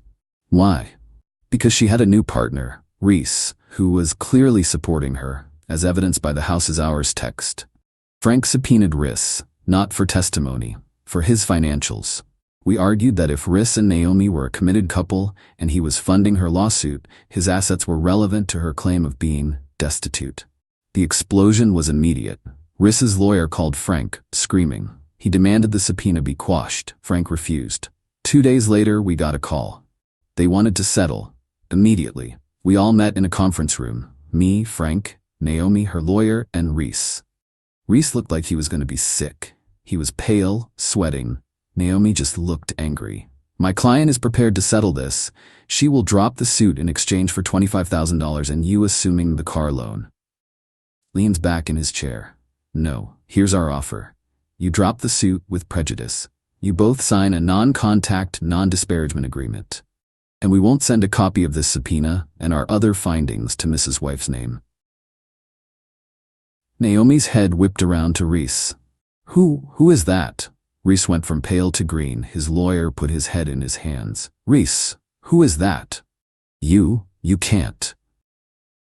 I can. She's not party to this suit. But she is a party to your marriage. And since your joint assets are being used to fund this, I'd say she has a right to know where the money's going and who it's going to. Reese was married. 10 years. He was cheating on his wife with Naomi, just as Naomi was cheating on me with him. The house is ours wasn't just about them moving in. It was about Reese leaving his wife and moving his new life into my house. You're married? Ignoring Herc. Drop the suit. Drop all of it. What? No. Reese, he's ruined my life. My credit is shot. I'm living on your couch. Stands up, slams his hands on the table. I said drop it. The suit was dropped, with prejudice. They both signed the NDA. I heard from a mutual friend what happened next. Naomi, in a fit of rage at being used, blew up Reese's life. She called his wife. Emailed her everything. Reese is now in a divorce that I'm sure will be 100x worse than my little legal spat. His wife, apparently, is a shark. Naomi is screwed. She has no house. Her credit is in the toilet from the repossession. She has no Reese. She has no $50,000. She's apparently back in her hometown, living with her parents. It cost me about $20,000 in legal fees and movers. It cost me the woman I thought I was going to marry. It cast a shadow over the worst day of my life. I'm not happy. I don't feel like I won. I'm just here in my house. It's quiet. I sold the peacock blue paint on a local classifieds page for $20. And yesterday, I finally took the sheet off my mom's painting. I sat in front of it for a long time. It's unfinished, and it always will be, but it's safe. That's all that matters. My wealthy in-laws abandoned us because of my poverty, but now they return seeking forgiveness as their world crumbles. 7 years ago, my life changed dramatically. Now at 33, I look back and can still feel the echoes of that time. I was raised in the U.S., the son of Indian immigrants, Arjun and Meena, who who worked tirelessly in a small restaurant they managed to own after years of relentless effort.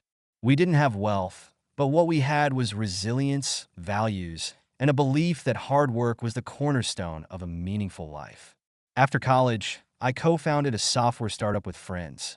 We were scrappy, clueless, and living off instant noodles while crashing on the office floor.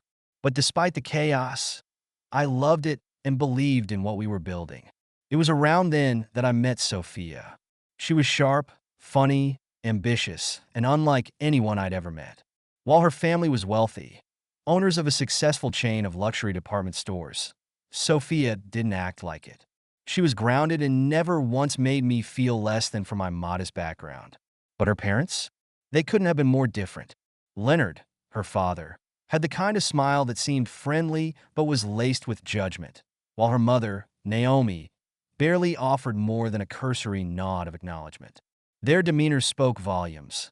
I wasn't the man they pictured for their daughter. The son of restaurant owners with a risky startup didn't meet their standards of wealth or status. At first, their disapproval came in subtle comments. Leonard would ask with a smirk, "How's that little project going? Any plans to get a real job?" He'd laugh as though my ambition was a joke. Naomi would ask Sophia when she thought I couldn't hear, "Are you sure he's right for you, dear? You have so many options." Each word stung, but I stayed silent, believing that if Sophia and I proved our love strong enough, they'd eventually accept me. Then came the dinner that shattered any illusions I had. Sophia told me Leonard and Naomi wanted to invite my parents for dinner, a chance for everyone to get to know each other better. I hoped it was a step forward. My parents, who knew only a little of the disdain I faced, were cautious but optimistic, eager to meet the family of the woman I loved. We gathered at their sprawling home, seated at a dining table that could have fit 10 but held just 6 of us. The atmosphere was thick with tension. My dad, Arjun, ever the optimist, tried to keep things light, talking about their restaurant. "It's been almost 20 years now," he said, smiling. "It's hard work, but it's honest." Leonard leaned back, eyes narrowed, and said, "A restaurant, huh? Must be exhausting. Long hours, little pay." The silence that followed was deafening. My mom, Mina, always quick to find the good, managed to smile. "It's tough, yes, but we're proud. It's given us enough to raise our children well," she said. Leonard's smirk deepened. "But don't you think your son deserves more? In today's world, it's about money, connections, knowing the right people. I'm sure you wanted to have better." I saw my father's smile falter, his hands tensing under the table. They had worked their entire lives, so I could dream bigger, be more. Naomi chimed in, her voice smooth and detached. "I always told Sophia she should look for stability, a life where she's taken care of properly, not one filled with struggle." The room felt suffocating. My blood boiled as I glanced at Sophia. Her eyes were pleading, silently asking me to hold on. But I couldn't. "What's your problem?" I said, my voice steady but cold. "You think you're better than them because you have money? They've worked harder than you ever will." Leonard stood abruptly, his chair scraping the floor. His face turned red as he growled, "You don't speak to me that way in my house, boy. You're nothing. You think running a little startup makes you special? You'll always be beneath us." Before I could respond, Sophia's 2 brothers, both built like linebackers, stood and grabbed me. Everything happened fast. They hauled me out, dragged me down the hall, and shoved me out the front door. I tumbled down the steps, hitting the ground hard. One of them kicked me in the ribs. "Stay out of our lives," he spat before turning back inside. Lying there, the pain of their words stung more than my bruised side. Sophia ran out moments later, tears streaming down her face, apologizing over and over. I told her it wasn't her fault, but the humiliation sat heavy. The next day, we tried to report the incident to the police, but they shrugged it off. "Family dispute," one officer said dismissively. Leonard's influence was clear. Nobody wanted to stand against them. Sophia made a hard choice. She cut ties with her family, choosing me despite how much it hurt. We married months later, a small ceremony, surrounded by friends who were more like family. We sent an invitation to her parents as a last olive branch. Their response was cold. "You'll regret this. You'll regret marrying a poor man." The fallout from the lawsuits was brutal for Leonard and Naomi. Their carefully constructed reputation crumbled under the weight of scandal, and they were forced to sell parts of their department store chain just to cover the settlements. The whispers I'd heard were no longer just rumors. There were serious cracks in their financial armor. But even as they retreated into their opulent house, I felt that something deeper was at play. Then, one evening, Sophia and I sat together, unwinding after a long day, when she got a message from her younger cousin, Rachel. They hadn't spoken in years, but Rachel's words set Sophia on edge. "I heard what's going on with my uncle and aunt. Just know there's more to the story. They're not telling you everything." Sophia's eyes narrowed as she read the message. The implications gnawed at us both, so I decided to dig deeper. I reached out to a few contacts who knew the inner workings of Leonard's business world. What I found sent a chill down my spine. Leonard's empire wasn't just weakened by the lawsuits. It was teetering on the brink of collapse due to a series of bad investments and failed business ventures over the past few years. The store chain had taken a nosedive, and they were on the verge of losing everything. It turned out their sudden desire to reconnect wasn't just to mend emotional ties. It was a last-ditch effort to access our resources, perhaps even leverage our success to regain what they'd lost. I shared what I'd learned with Sophia. Her face, a mix of disbelief and betrayal, hardened as the truth settled in. "So it wasn't about us at all," she said, voice low and controlled. "It was about money. It's always been about money." It was like a dam had broken inside her. "They weren't just trying to reconnect," she continued, eyes blazing. "They were looking for a lifeline, using us to save themselves." The revelation sparked a rage in me that I hadn't felt since that night they humiliated my parents. They didn't care about Sophia, her happiness, or the years they'd missed. They wanted to preserve their image, their wealth, at any cost, determined not to let them manipulate us. I reached out to an old friend who worked in corporate law and told him everything. He confirmed my suspicions. Leonard and Naomi were trying to maneuver back into our lives, not out of remorse, but out of sheer desperation. Their business was on the edge of bankruptcy, and they'd seen our success as their way out. The next day, we received an invitation to a family gathering. It was clearly a staged event meant to corner us into offering support. Sophia and I went, but this time we were prepared. As we walked into their once grand home, it was a shadow of what it had been. Echoing hallways, expensive furniture that seemed out of place in the now empty rooms. Leonard greeted us with that same forced smile. "I'm glad you both came. It's been too long." He gestured to a lavish spread that looked more desperate than impressive. Naomi's eyes flitted nervously between us. Sophia didn't waste time. "Why now, Dad?" she asked. The tension was palpable. Why this sudden push to reconnect after everything? Leonard shifted uncomfortably, but masked it with a chuckle. Can't a father want to make amends with his daughter? He looked at me, the smile dropping for just a second. "And with you too, of course." I stepped forward, voice steady. "Is that really the reason? Or is it because your business is sinking and you need a way to pull it back up?" The room went dead silent. Naomi's face paled and Leonard's jaw clenched. Sophia's eyes filled with a mixture of anger and grief. "We know about the failed investments, the lawsuits draining your savings," she said, her voice trembling. "You weren't looking to reconnect. You were looking to use us." Leonard's facade shattered. He didn't even try to deny it. "We built everything from the ground up," he said, voice rising. "Do you think I'm going to watch it all slip away without a fight? Yes, we need help. And why shouldn't you help your own families?" "Family?" I echoed. "You only see us as a solution to your problems, not as people." Sophia's voice cut through the tension. "You made your choices, and so did we. We're done being pawns in your games. Find another way to save yourselves." The room seemed to shrink around us as we turned and left. This time, there were no threats, no attempts to stop us. The silence behind us spoke louder than any words ever could. We walked out of that house for the last time, knowing the past was truly where it belonged, behind us. In the days following that confrontation, there was no contact from Leonard or Naomi. The silence was both a relief and an unsettling reminder that this chapter wasn't fully closed. But Sophia and I were resolute. We had drawn a line, and it was final. Then came the twist we didn't expect. A week later, Sophia received a letter in the mail. It wasn't a formal invitation or an attempt at reconciliation.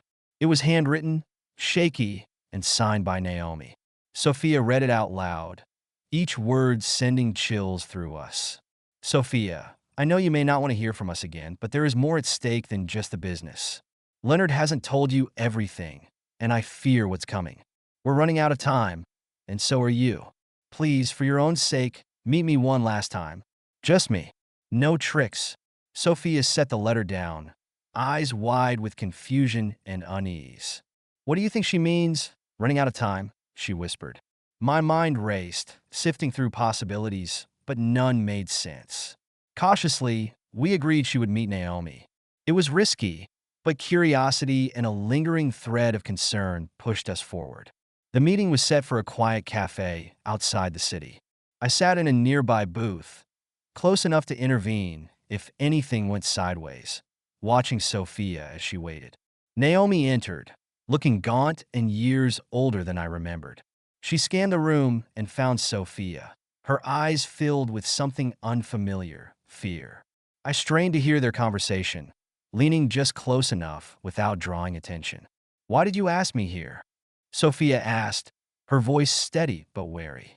Naomi took a deep breath. There's something your father didn't tell you. Those bad investments? They weren't just risky business moves. He borrowed money from the wrong people, Sophia. Dangerous people. And now they want it back with interest. Sophia's face paled. Why didn't you just tell us this before? Why the games? The manipulation? Naomi's hands shook as she sipped her coffee. Leonard is too proud. He'd never admit he was desperate enough to deal with people like that. He thought if we could secure your help quietly, we could pay them off without anyone knowing. But now it's too late. They know about you and your success. If Leonard doesn't pay up, they might come after you. My heart pounded as the implications sank in. This wasn't just about saving face or wealth. This was life or death. And now Sophia and I were caught in the crossfire. Sophia's eyes narrowed. You brought this on yourselves? And now you've put us in danger? How could you? Her voice wavered, anger battling with disbelief. I'm sorry, Naomi whispered, a tear slipping down her cheek. I know we were wrong. I know we don't deserve your help, but I can't let you walk away without warning you. I stepped in at that point, unable to stay in the background any longer. Naomi flinched when she saw me, but Sophia didn't stop me from sitting down. What do they want, exactly? I demanded. Money, Naomi said bluntly. A lot of it. If they don't get it, they'll come after anyone connected to him. They're ruthless. The weight of her words sat heavy between us. This wasn't just a story of pride or arrogance anymore. It was about survival. Sophia looked at me, eyes pleading. We need to figure out what to do. We can't ignore this. We left that cafe with more questions than answers. But one thing was clear. Leonard's actions had led us into a storm, and walking away wouldn't be enough. We had to protect ourselves and those we loved, even if it meant facing Leonard one last time. Thank you so much for listening to my story. If you have any thoughts, I'd love to hear them, so please leave a comment. Don't forget to like and subscribe if you want more stories like this one.